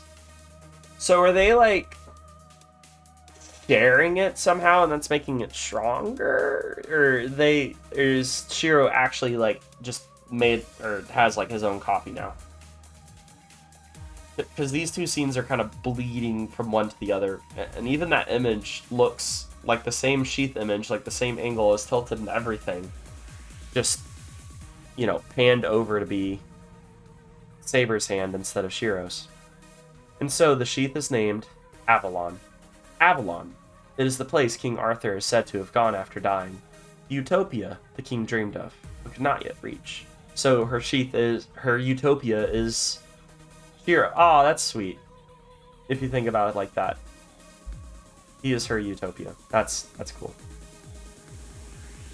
Gilgamesh sees the Grim Reaper rising its sheath. Raising, not rising. I mean, same deal. It rises, it raises. But it's too late. Aya won't stop rotating, and Gilgamesh can't retreat. How could he? Who could ever have believed an attack with so much magical energy, such unimaginable power, could ever be blocked? So the sheath is being used as a shield? Question mark? I mean, I guess. How dare you try to stop such a petty trick? Hey, let me see a better image here. Alright, or not. Trying to make out what's going on in that last scene, or image, but I guess not. Streak of blue surges forward. Saber's armor is gone.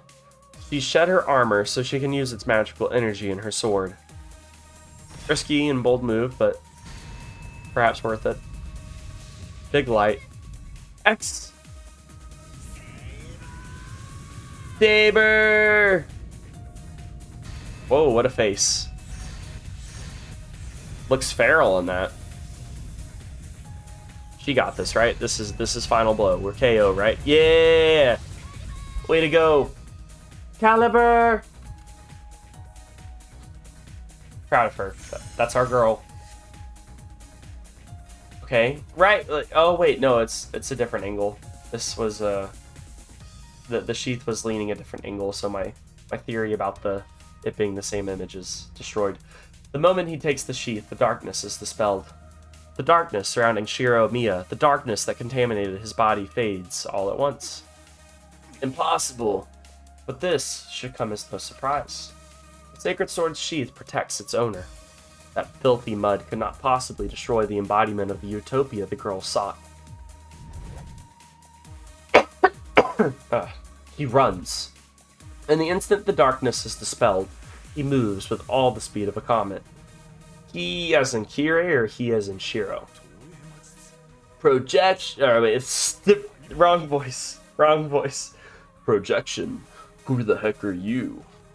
The priest, so assured of his own strength, and the boy who could afford no such arrogance face off. It is but an instant. That instant decides the battle. Kirei Kotamine! Shiro Miya runs, sometimes stumbling onto all fours. In one hand, he holds the dagger. He scrambles forward on his hands and knees toward the priest. Okay. We got a blow. There we go. Okay. It's thrusted. It's in the chest. Shiro doesn't stop. He thrusts the dagger of retribution into the priest's chest. His eyes are like further apart. He looks very hammerhead shark-like in that. Go! The priest turns slowly before he can leave. Shiro steps down on one foot to ground himself and turns in a circle using the momentum of his dash. He inverts himself like a top, and he floods his left hand with magical energy. Oh, he's just about to, like, sucker punch him? In like a whirlwind. Oh! Even more, dang, okay. Lapt. Who taught you that word?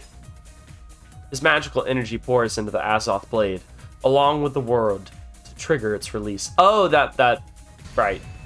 Right. He was taught that just like a couple hours ago by Tosaka. Cool.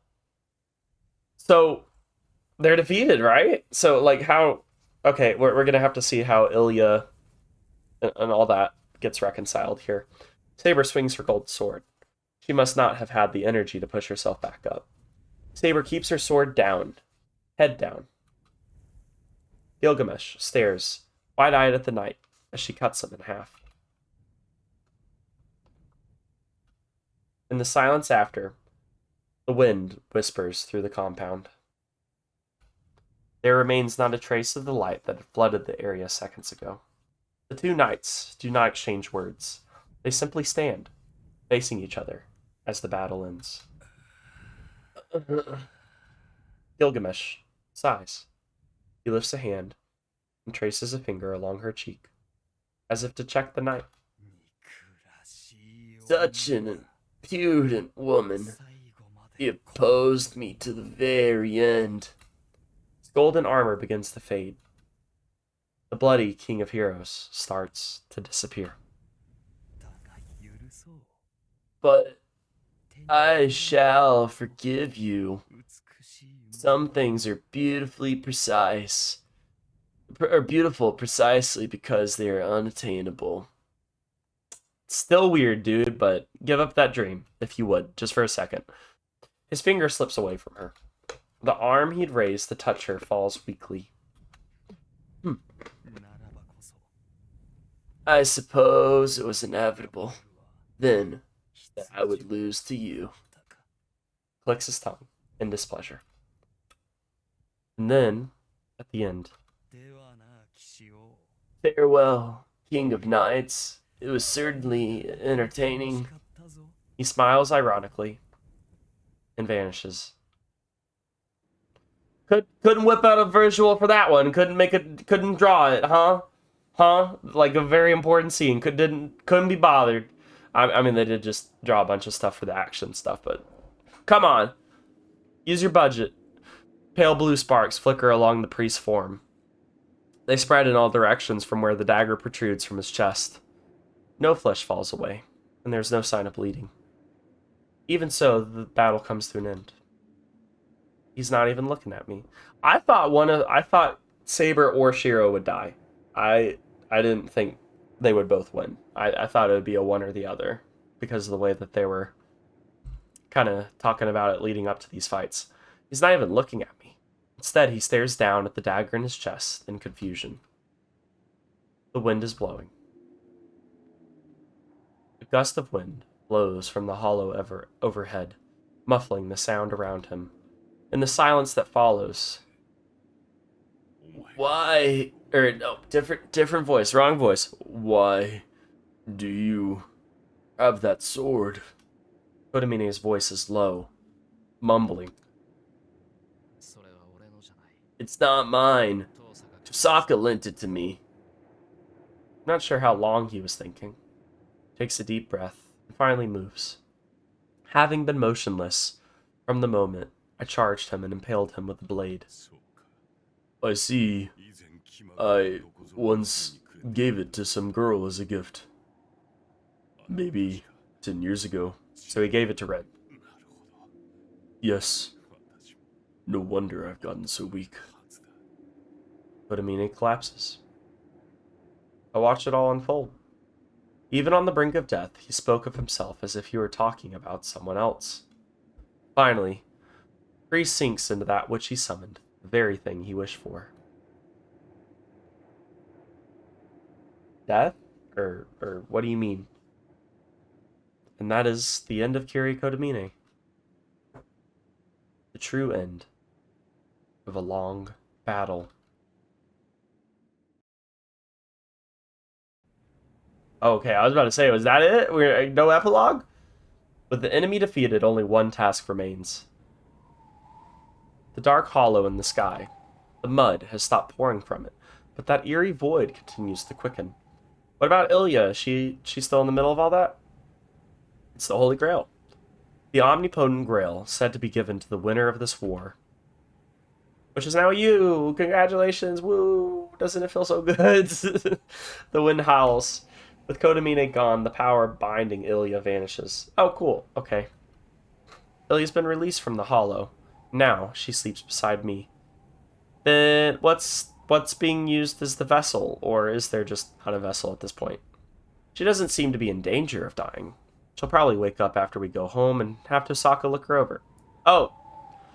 I'm so confused. This game sometimes can be so, like, on the nose about character deaths, or it's also like, I don't know, could we hope for the best? And Tosaka was one of them. Apparently she's alive.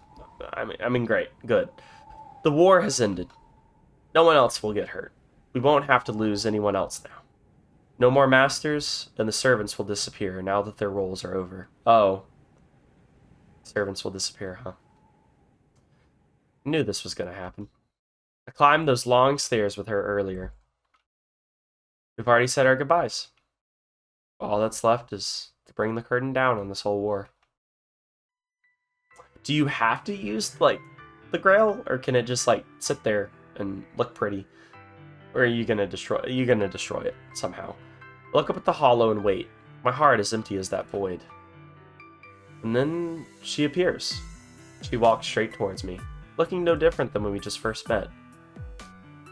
She stops once. We're close enough to touch each other. We neither ask about each other's well-being nor offer any congratulations. This has already been decided. There's only one thing left to do. Kiss each other? Oh, well, alright, well, okay, destroy the Grail, whatever. Not kiss, that's fine. Boo. I will destroy the Grail. That is my role. Saber starts walking forward. The strong winds coming from the hollow do not deter her. She approaches, one step at a time. ... She's within range. She quietly readies her sword and looks up at the black hollow. Just watch from where I stand. A clench my fists so hard they bleed. I bite my lip. Gosh, Shiro.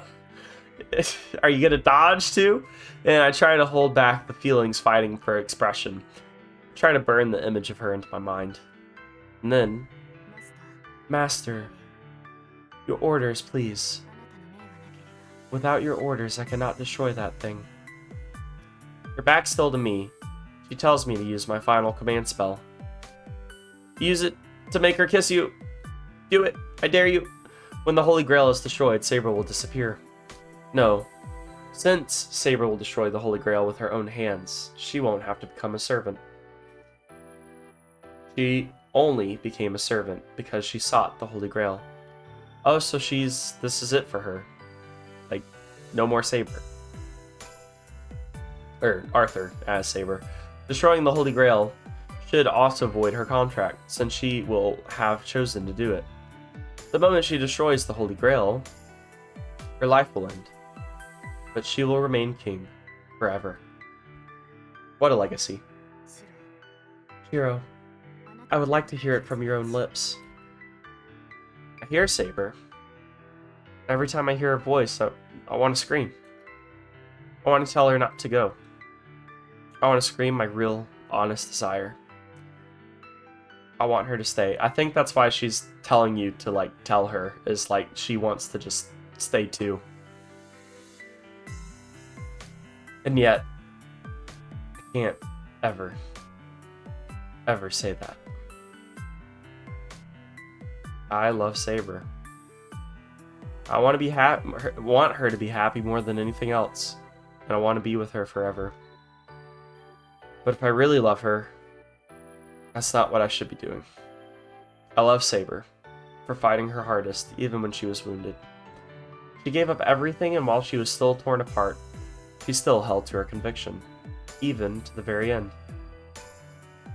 If I think that is beautiful, if I think that is something worth protecting, then I can't destroy everything she stood for, just for my own happiness. Can y'all at least kiss? She was born a king. That's how she lived.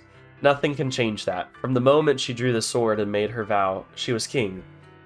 Nothing else. That is her conviction. She fought her battles until the very end, believing she was doing the right thing. The dream of a young girl named Altria. She abandoned her own life and chose to be king. She chose to fight. Even when she was told that everything she does would go rewarded, she still wielded the sword and kept to her vow as king.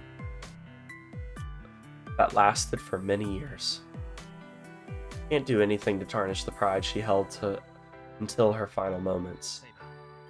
Saber, fulfill your duty, please. My voice is heavy with emotion.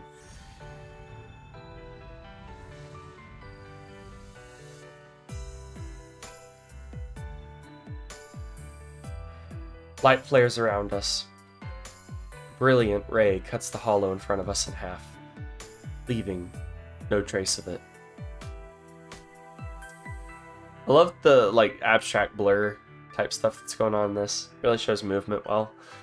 Ah, man, do I have to keep? I don't want her to go either. Alright. Nothing remains. The mountain summit has been blasted away, leaving only a smoldering wasteland behind. In the distance, the first rays of dawn light the sky. A glimmer of gold peeks over the horizon. My left hand hurts. The final command spell disappears. And then, I accept that it's finally over.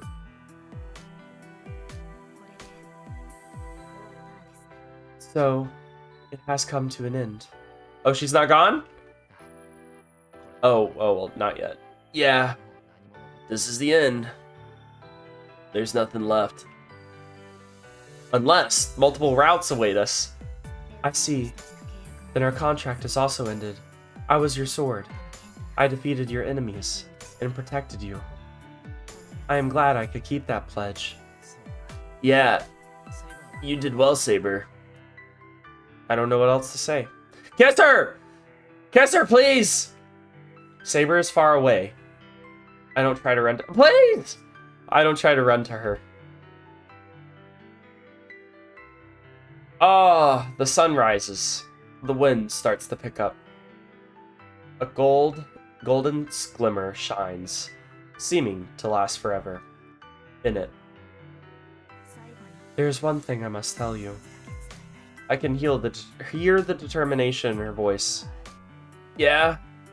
What is it? Try to at least sound strong. Saber sways. That is a different outfit. Oh, because it's just her armor clothes, but without the armor. That's why it looks so different. I think that's the first time we've seen her like that. She turns. Saber looks straight at me and says, her voice clear, I love you, Shiro. Well, it's not a kiss, but there's that. She said it. Those 3 words. The wind blows over the mountaintop. For a moment, I close my eyes, blinded by the morning sun. She's gonna be gone. No. Then I open them again. No. Oh. No. Oh. I don't think I was surprised. I mean, I'm not surprised either, but just like, I just had a feeling. Yeah. Our goodbye was always going to be like this. All I see is the wasteland. Saber is gone, carried off by the gusting wind. Just like when she appeared. She left with grace, without a trace. That rhymed, so it must be true. Yeah, that's so like you. There are no regrets in my voice. Every memory, both of what I've lost and of what I've gained, remains in my heart. I'll keep them all there. Forever. I look out at the rising sun, hoping I never forget any of this, that none of it fades from my mind for a long time to come. I watch the morning glow spreading over the distant land below. It reminds me of the golden fields she fought on.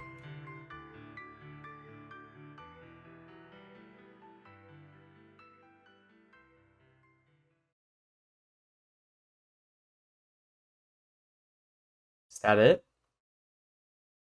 Epilogue. Okay. Alright. So there is a literal epilogue. Hey, how about this? I know I said this would be the finale, and I think I'm, like, when I go to label it... Actually, I don't know. Let's see. I hope the epilogue's not, like, super duper long or nothing. Let me check. Let's see. I mean, how is this gonna tell me anything? True. Okay. No. Don't look at that. Maybe. I don't know. Let's keep going. Let's keep going. I'm feeling it. We're feeling good. I hear a creaking sound. Can't be that long. 20 minutes at most. Whoa. It's the old, heavy rusted door of the shed opening. Light pours in through the crack in the door. It's enough to wake me up. Senpai, are you awake? Oh, it's, what's her face? Sakura. Yeah, that girl. Sakura Mato. I don't even need to look to know who's approaching. It must be that time already. Take a deep breath and open my eyes. Yep. Good morning, Senpai. Time already. I see that. Morning, Sakura. Thanks for waking me up. It's nothing. I knew you'd wake up anyway, so I didn't need to do anything. Got it. So, how come you came all the way to wake me up? It's no trouble. I just wanted to wake you up this morning, so I woke up half an hour earlier than usual. Today is a special day after all. It's the first day I get to cook for you again. Oh? Then I remember. That's right. It is a special day. Sakura, I don't think I even need to ask, but Fujine's not here yet, right? No, Miss Fujinura is not here yet, but Illya is already here. Aw, Illya, yes! My girl! My little sis. I knew it. If Illya's here, then that can mean only one thing. Crap, sorry Sakura, but I need you to take care of breakfast this morning. I'm gonna go and wake Fujine up. What's so special? Oh, okay. Good idea, senpai. Luckily, I was up late last night, so I'm still in my work clothes. I'm glad I don't need to change to head out. I'll be back in 10 minutes. You're in charge of the house until then. You're the man. Oh. Yes, you can count on me. Hey, Shiro's awake. Yeah, I just woke up. I'm gonna go wake Fujine up, so go help Sakura with breakfast. Where's Fujine at? She, like, sleeping here, or is she just at her own home? I pat Illya on the shoulder and head to the front entrance. She beat me to it. I said I was gonna wake Shiro up. Sakura! Illya fumes at Sakura as she stomps over to the shed. I love her. This sort of thing is hardly unusual anymore. Illya said she wasn't going to return to her home country, so I talked to Fujine about taking her in. Oh, Fujine took her in. She was vehemently opposed and suggested that she would take in Illya at her house. Oh, you taking her in, and then she said, nah, I'll do it. Okay. Since then, Illya's been staying at the Fujimura house, and, of course, she's been coming over with Fujine mornings and nights. It goes without saying that they're coming for breakfast and dinner. The two have been living together for 2 months now. They're practically joined at the hip. Except I don't see them together right now.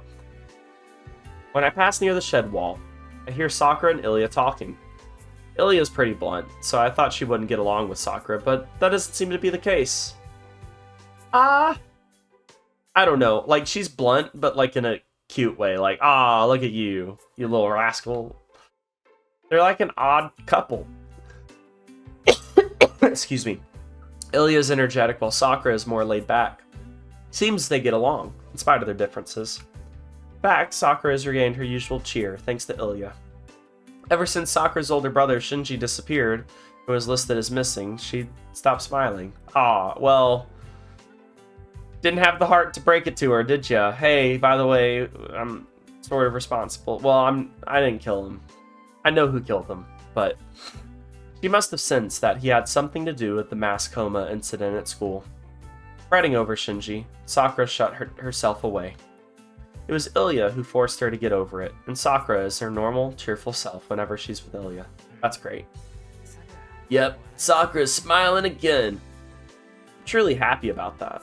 Sakura's most herself when she's smiling, that gentle smile of hers.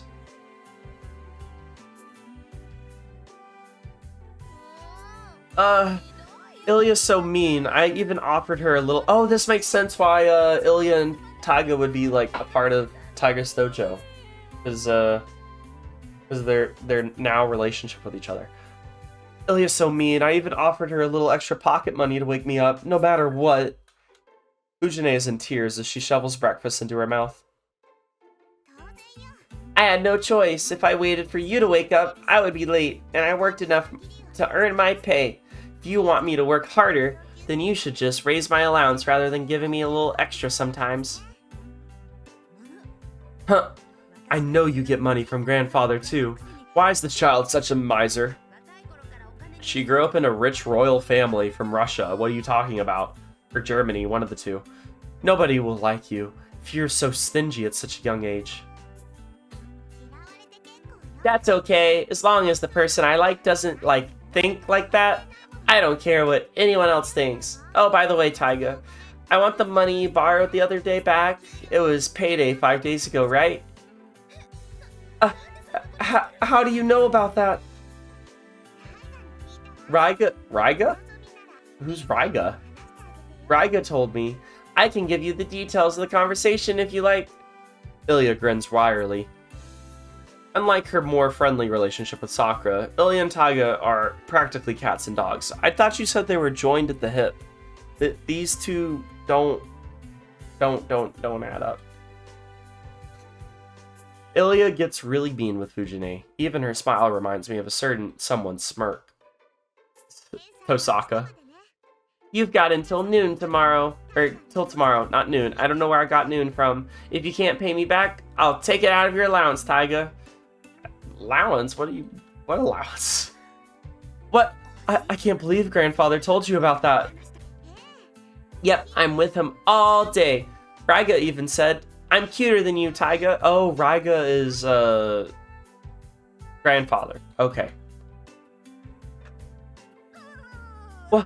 What have you done, Shiro? This girl is the devil. She's going to take over the whole Fujimura group.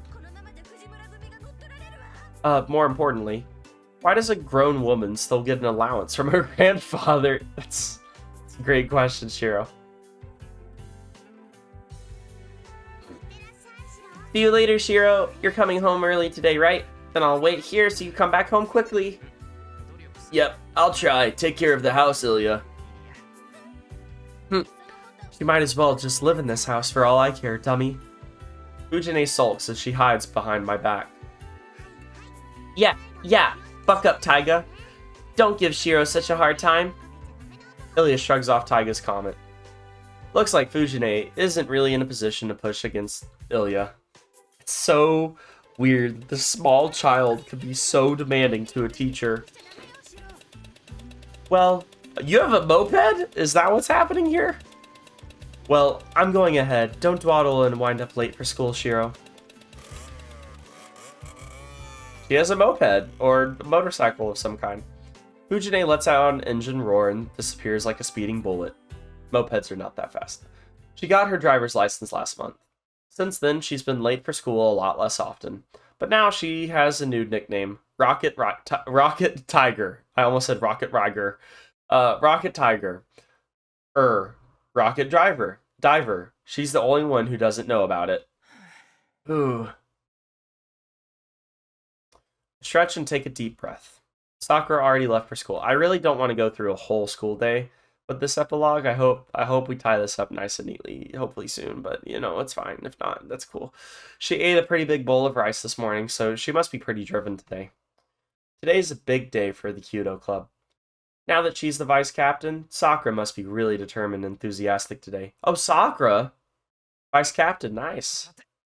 Alright, I should go to school too. Today is April 7th. Schools are starting the new school year. The season, oh, that's a special day. Okay. And the season is gone. I need water. My throat has gotten so dry. I've been talking nonstop for an hour 30.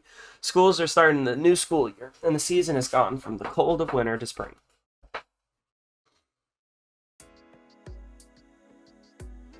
It's been 2 months.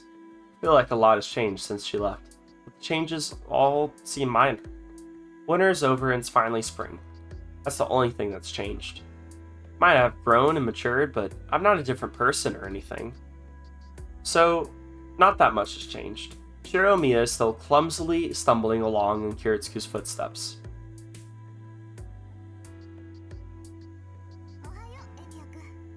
Yay! Tosaka. Love her. She's alive. She's well. Morning, Amiya. Fancy running into you in the morning. Hey there. Nice weather we have today, Tosaka. We're really going to do the small talk between the two of y'all, really? I wave in greeting.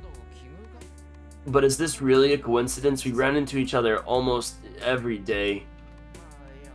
Well, sure, we never ran into each other that often before. Almost like someone's going out of her way.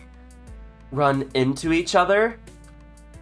Tosaka narrows her eyes and glares at me, unhappy about how I phrased that. I don't think getting angry so early in the morning is good for you. She's also not a morning person, so... Tosaka, did you start leaving your house earlier? You always arrived later. You were never early or late to school. That's not true. It was just a coincidence that we never saw each other. Did you know? Our house and mine are in opposite directions, so if we woke up at a normal time and walked down the hill at the same time, we would naturally meet up here. Are you timing when you wake up to be in sync with how I wake up? That's news to me. Then I guess that's not so surprising.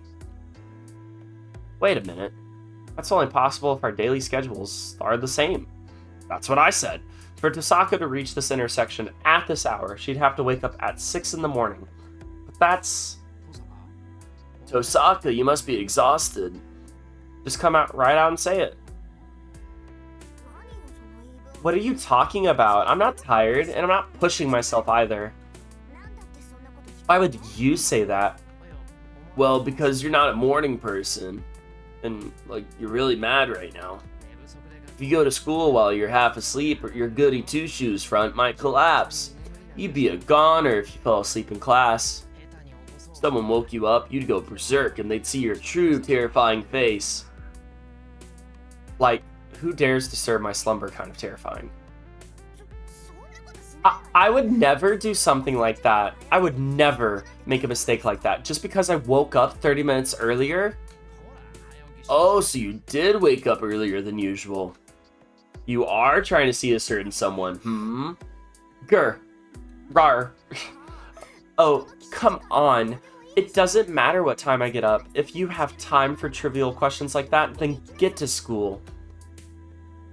Tosaka huffs and looks away. She has a point, so I'm gonna let this go and just resume our walk to school. Fair enough. We walk up the hill. The townscape below has bloomed into a springtime scene. The breeze is pleasant, and the leaves of the cherry blossom tree planted near school dance on the wind from time to time. It makes me smile. What did the tone of this become all of a sudden? Like skipping through daisies through the field? Hey, are you mostly going to your job this week? Not that it matters to me, since it's your time and all, but like, maybe we could like go on a date or something, but you're not overworking yourself, are you? No. I got a day off today. I heard the Kyudo Club was holding a welcome party for the new members, so I figured I'd bring Illya to hang out. I was hoping for a date between the two of us now that Saber is out of the way. Whoa, you've got guts. You don't even bat an eye at bringing Illya to school. You're something else. Huh? Is that bad? Illya seemed bored, so I thought this would be a good distraction. Why not bring her to school? I mean, she's not, like, old enough for high school. I get that, but why not? It's bad. Anyway, I might swing by too. Hard to be bored with Illya around. And most of all, it's too dangerous just to ignore this. I'm grateful to hear her say that. Tosaka understands Illya much better than Sakura or I do. It's not just that she periodically checks in on Illya's health. Tosaka and Illya are both proper mages. Illya still doesn't fully understand that she needs to hide the fact that she's a mage. So, oh, that's why Tosaka is protective. She doesn't want, like, Illya to go kaboom in the middle of a gym. So Tosaka's been a great mentor for her in that regard. And so, things are starting to settle in their respective places. The new priest the church dispatched has already repaired most of the damage from the Holy Grail War. And we've more or less gone back into our ordinary lives. There are things lost that we could never get back, yes. But the wounds are slowly healing. And I should be glad to know that some of the regrets I felt before are slowly fading. But that was unexpected, Tosaka mutters under her breath. She looks down at the town, her tone serious. Huh? What was unexpected? Well, I thought you'd be depressed. Oh, because of Saber being gone? Well, I mean, that and the other slew of traumatic events that happened to me, you know, like getting a spear railed through me, getting cut in half, breaking several bones, almost dying a fourth time, all of those things. I was worried it would take a while for you to recover from all this. She's talking about the girl who's not with me now. It's been 2 months, and this is the first time we've brought up the golden-haired girl. Yeah, I don't think I'd be able to recover from it either. I was going out of my mind just thinking what might happen afterward. I think because to a degree you did, in a weird way, Maybe not the way you wanted, but you did get closure. But when it actually happened, you acted the same as always. You didn't seem depressed. You're even acting like nothing happened the next day. Nani de mo. Nani de mo. How is it? How do you say that? Nothing happened. The Zoro line from One Piece, but in Japanese. Nani de mo. Something along those lines. That's when I started to get worried about whether you were really okay or not. I can't really explain it, but it felt like you were going to die in some freak accident the next day or something. Freaking what? How does me seeming fine end with me dead? That makes no sense. Things like that happen. A person just accidentally achieves their lifelong goal, then keels over and dies. The moment they think that they don't need to live anymore, a car runs them over, or they just fall down a set of stairs. Oh, so they just have literally no disregard. Or they have complete disregard, sorry. Huh? That's a little hard to get my head around. Because she's talking about dying after living a full life. Or resting in peace, maybe. That's why I was worried that was gonna happen. You know, there are times it's more normal to get spectacularly depressed. What? Would you have comforted me if I got all depressed? Of course not. Okay, well, geez, shut up then and don't worry about it. I would have kicked you in the butt and made you get over it in a day. Well, that's your way of dealing with it. I was just disappointed I didn't get the chance. Alright. Tsundere. Really showing her colors again for the first time in a while. She turns away displeased. It's so funny. I can't help bursting into laughter. What? Was that funny? No, your tough as nails line was just so you. It was a relief. Skipping back through the field of daisies now. We continue walking, enjoying the spring sunshine. The hilly road is long, and it looks as if it continues into the endless blue sky. Then, she brings something else up, surprisingly casually. So, you don't have any regrets, you know, about Saber being gone? Her eyes are on the sky as she speaks. Yeah, I don't have any regrets. Probably. I'm not trying to put up a front. I even surprised myself with how at peace I sound. Nothing was left unsaid, so I don't regret anything. Everything went into the moment. We said goodbye. What I wanted to do, what she dreamed. Maybe we're both stubborn, and maybe I really should have grabbed her hand and made her dream come true. But there was something we both felt was beautiful, and we both desperately tried to protect it until the very end. I have no regrets. As she properly ended her time, not life, she kamikazed herself into the Holy Grail. I can't let myself be stuck in those memories forever. Huh? So you've already settled the matter for yourself?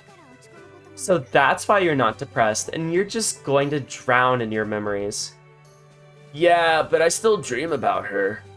I'm gonna remember her for the rest of my life. It'd be kind of weird if you didn't, honestly. The past couple, or those couple of weeks of your life are kind of spectacular. Even if, you know, you didn't fall in love with your servant. One day, my memories of her will fade, and I'll forget her voice and her mannerisms.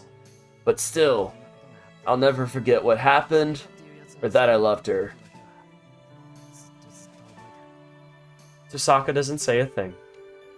But for some reason, she looks elated. She's practically skipping now.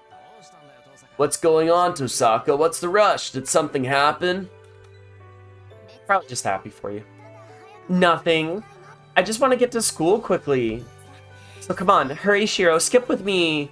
I'll leave you behind if you're too slow. She turns around and starts to run up the hill. What the heck?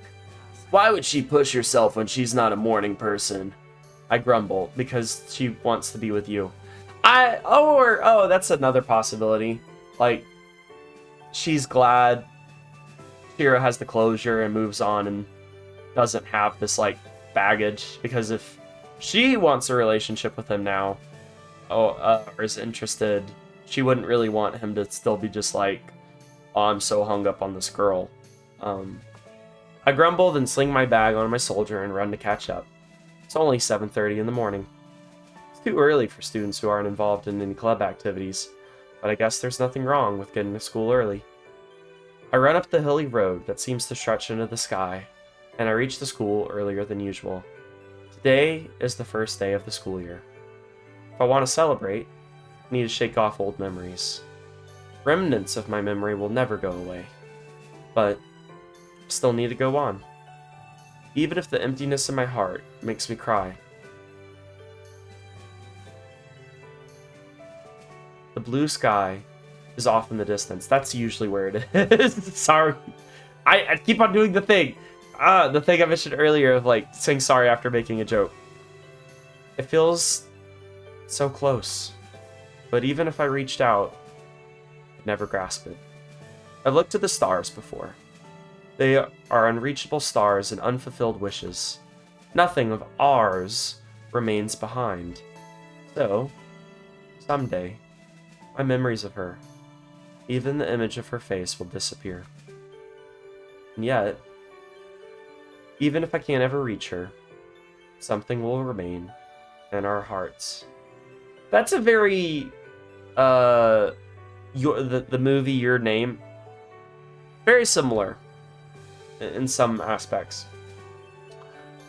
There may be nothing physical left, but we both share time together and look at the same things.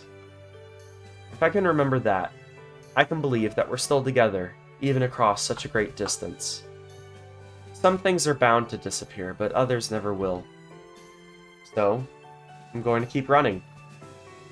If I push far enough, I might one day reach what I was aiming for. The new beginnings of spring, after the end of a harsh winter. I head up the hill under the same blue sky she looked up and saw.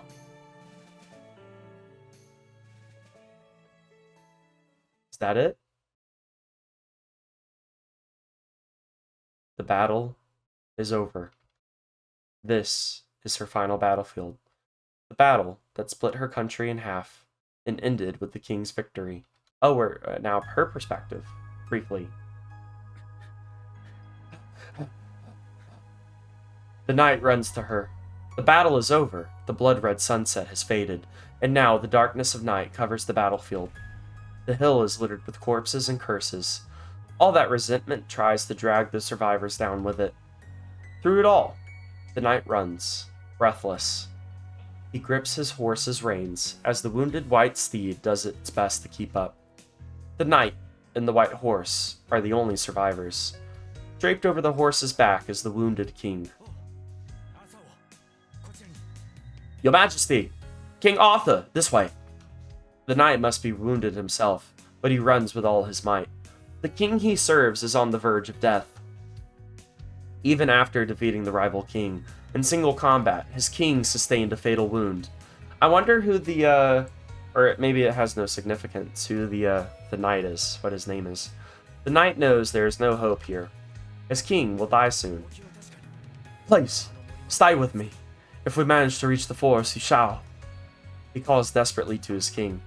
Or perhaps the knight truly believes that his king is immortal. So long as they have the guidance of the sacred sword, the king will never perish. With labored breathing, the knight crosses the mountain of corpses and heads to a forest that has not yet been stained in blood. He knows of his king's immortality, so he believes that if he can only escape this cursed battlefield and lead the king somewhere pure, the king's wounds will be healed. Or rather, he hopes. Unlike the other knights, he always believed in his king. The king had always been isolated at court, shunned by the knights and feared by the people. But the knight was proud of the young king, who never revealed any personal feelings no matter the situation, and always remained idealistic. The knight did not serve his country, and that is why he entrusted his sword to his king, strove to aid his king and rose to the position of the king's personal guard despite his young age. The king, whose true face can never be seen. The boy tried to be fair and selfless, and did not allow his personal feelings to interfere with his duties. Oh, that would, you being personal guard would explain why you know that Arthur is a girl. Rather, he hoped that if he could someday get close enough, he could see his king's real face. That is his greatest desire. He wants so much to see his king's true face. Not the stern countenance the king bore on the battlefield, but his king's true face, a smiling, laughing, human face. That sounds very Shiro-esque. Like, him wanting to see her smile. That moment would surely come in court, when the king is relieved of all duty. Even the most perfect king cannot be on edge of all the time. The knight was proved wrong, though. What he learned defied his expectations. He reached the rank of Imperial Guard and stood guard at the king's side. He guarded the king more closely than any knight, and always observed the king's behavior. But the moment he wished for never came. His king never smiled. Why does that make him so angry? The king should radiate glory, having achieved such success. But never once did the king seem at ease, even for a moment. He couldn't stand it. This is very Shiro-esque, what he's describing. He wanted to believe this shouldn't happen, and so he wished for his king to be rewarded with light. That is yet to be accomplished. The king still remains solitary, and so the knight refuses to accept his king's death. It cannot end here. If it does, this great king will never be rewarded. Who's that? That's Saber? That looks kind of sort of, I mean, I guess the braid just really throws me off. Your Majesty, please stay here. I will summon reinforcements right away. Oh, whoa. Oh, that's the guy. Okay. There's Saber, clearly. That looks nothing like Shiro. So I was thinking maybe there's some weird reincarnation thing going on here, but perhaps not. Once they reach the forest, the knight leans his king's body against the large tree. It is a race against time. Even riding hard on horseback will take half a day to bring back the troops they left at the harbor. Any who see the king now would know that the king will not last until dawn. Please, hold on till then. I promise I will bring our troops back here. The knight bows to his half-conscious king and returns to his white steed. Good ever. Before he can leave, the king, he thought unconscious, calls out to him. Your Majesty, have you woken up? Yes. I was having a dream. The king's voice is faint. Oh, did she just have, like, all of the memories of, like, all of the, like, Holy Grail wars that she's now been in? There's warmth in it. Or the king's voice is faint. There's warmth in it. A dream, sire. The knight's voice is imploring. The king's life is balanced on the tip of a blade. The darkness will surely take his king if the knight does not respond. Yes, I have not had many dreams. So is a valuable experience. That is wonderful. Please have a pleasant rest. I will call for reinforcements while you do. A faint gasp. The knight's words must have been unexpected. Your Majesty, have I said something to offend? No, you only surprised me. Can you still dream after you've woken? After saying I will return to that same dream after I close my eyes? Now it's the knight's turn to be surprised. For a moment, he is at a loss for words. At length, he responds, though he knows there is no truth to what he says. Yes, if you truly desire it, you will indeed return to the same dream.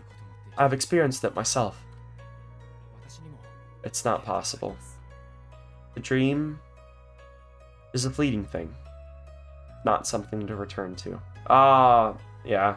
She's saying, like, I can't go back to Shiro. Obviously, duh. Even so, the knight lies to his king. It is the first and last time he will do such a thing. Last, because you won't get another opportunity to. I see. You are quite knowledgeable, Bedivere. The king's soft voice is admirable.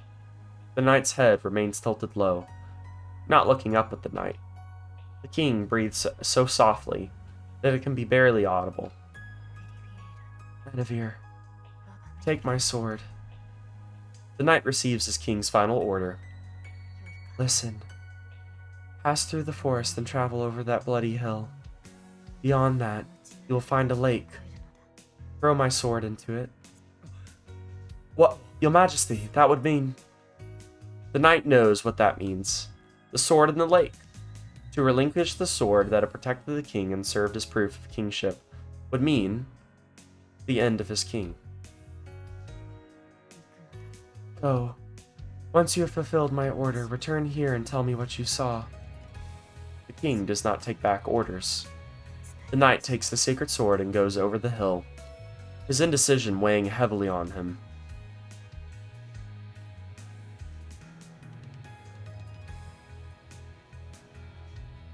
And so, 3 times, the knight hesitates to follow his king's command. The lake looms in front of him, but he cannot throw the sword away. Doing so means his king will disappear.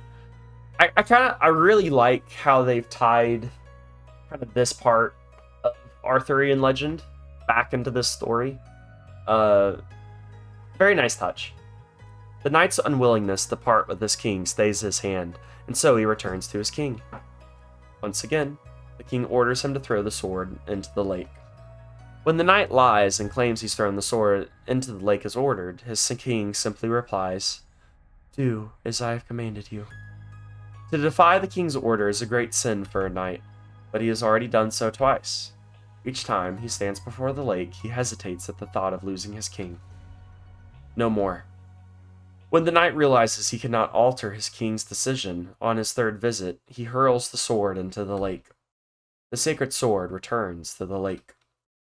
A white hand emerges from the water and catches the blade, and the sacred sword vanishes from the world. And the knight finally accepts it. The end of his king. The responsibilities that had so long burdened the knight finally come to an end. By the 3rd time he crosses the hill, the first rays of morning light touch the forest. The ruins of the battlefield now distant. There is no trace of the bloody battle. Only a thin haze covers the hill. I've thrown the sword in the lake. Oh, excuse me. Yeah, but it is back in the hands of the Lady of the Lake. At the knight's words, the king's eyes open. I see. Then you must stand proud. You have obeyed the king's command. The knight gives a silent nod to that voice, knowing the speaker is on the brink of death. It's all over. Turmoil will continue to grip the nation. The wars will not end. The day of ruin will come soon. But the king's battle is over, because he, or rather, she, fulfilled her role to the very end. Yeah, she did. There you go. There's our girl. She deserves rest. The light fades. With everything done, the last of the strength that kept her going is spent. I must apologize, Bedivere. This sleep will be a long one. She closes her eyes, slowly, as if going to sleep. The morning light spills through the treetops. As the king drifts to her eternal rest, a hush falls over the forest.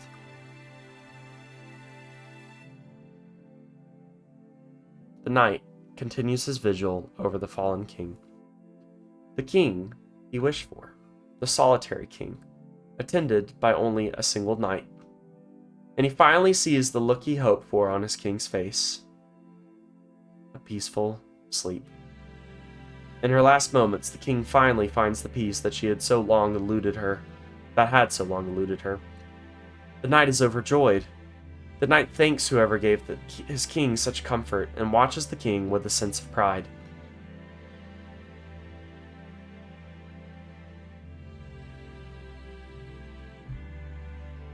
Nope, okay, back to Shirou. I thought we were done. The heavens are distant and the clear sky is blue. The battle is truly over. Are you watching King Arthur? His words ride the wind. The sleeping king appears to sink into the endless blue. May your dream continue. A distant dream takes her.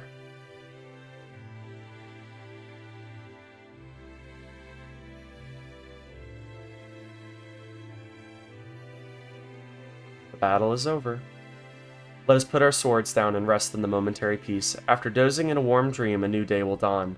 The days continue on, and we are still following the same star we once saw.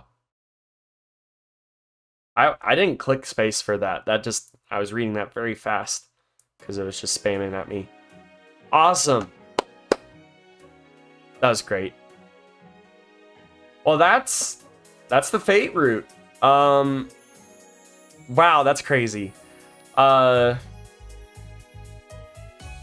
Yeah, this story, I mean, partially, I will say my experience of it has been heightened just because of being able to do this alongside with you guys, and like all of your you don't understand like how much the comments do mean. I know YouTubers and different people of the public platform say that all the time, but like I really enjoy interacting with the comments and like getting to see like y'all feed me more information. Hey, you missed this. Hey, like the translation of this was off a bit, and like it just made the whole experience so much more fun and so much more immersive, and getting to be a part of like the Fate community and start to be a part of that. It's been really fun. Also, like throughout the, granted, it's the majority of the videos on my channel, by far. I had given up making YouTube videos for a very long time. I used to do Twitch streaming, and then that kind of fizzled out. I didn't get very far with it. I was an affiliate, so I was making a little bit of money, not a lot, very little, and occasionally getting a commission here and there. Like I had it, like as many, actually a little over as many followers there than I do now here on YouTube. So I much prefer YouTube. I just took a really long time for me to figure out what I wanted to do with the channel. Also, if I wanted to do it or how I would do it. And doing, I mean, this game, this part of this game will always have a special place in my heart just because of it attached with the channel, attached with you guys, attached to even my own life circumstances. Like I can, with each video, and I do this with my own art pieces too. Every time I make an art piece, I can remember, like it's weird, I have memories, not of me making it necessarily, but I have memories of where I was, the people I was talking to or interacting with maybe, or just like how I felt, what the circumstances were. And anytime that I've gone like just kind of scrolling through the playlist of this game, it's cool because in a very similar way, I'm like, hey, I remember like kind of what was going through my mind when I recorded that or when I said that, or like physically where, I mean, granted, I've only physically been in 2 different spots since I've, been recording this series specifically. But I can remember like what was going on that day and all these different things. Yeah, just really cool experience this has been. Both the recording and playing the game and just all of it. It's been a really, really good time. So, let's see. How's this going to work? A new route has been unlocked. Continue. Do we do continue or new game? Well, it doesn't matter. We're going to figure that out for another day. So, As you guys know, the next series, or I've mentioned this a video here or there. You guys voted for this actually many months ago, 3 or 4 to be exact. Because I was already looking ahead to what would be next. I'm gonna stick by that decision, even though we have gotten a handful more people since then. But I'm going to be playing Chrono Trigger. I'm going to be taking a break between the Fate route and then Blade Works, and I'm going to be playing the old JRPG Chrono Trigger. If you've never heard of it, never played it, give it a shot with me. Play along with me or just watch. It is about a 12-hour game, so we won't be playing it for not nearly as many videos as this has been by far at all. But I'm looking forward to it. It's apparently, I've heard it been called like one of the best JRPGs of all time. The character designs are made by Akira Toriyama, the guy that wrote Dragon Ball and Dragon Ball Z and GT and, you know, all that stuff. Great soundtrack, apparently. Awesome story, has to do with time traveling. I think you guys are really going to enjoy it. I really want to, as well as visual novels, do JRPGs. I don't want to just be the Fate guy. So I would really appreciate it if y'all would take that venture with me. See how it goes, see if you like it. If you don't, and you find out that you actually hate me and that you're really just here for Fate, fine. I'll see you in a couple of months when we start playing through Unlimited Blade Works. But yeah. Anyways, I hope you guys are doing well. Thank you for sitting through this very long video. I think the longest video I've probably ever put up on my channel. But yeah, it's been great. It's been an awesome time. All right, I'll see you guys in the next one. Bye.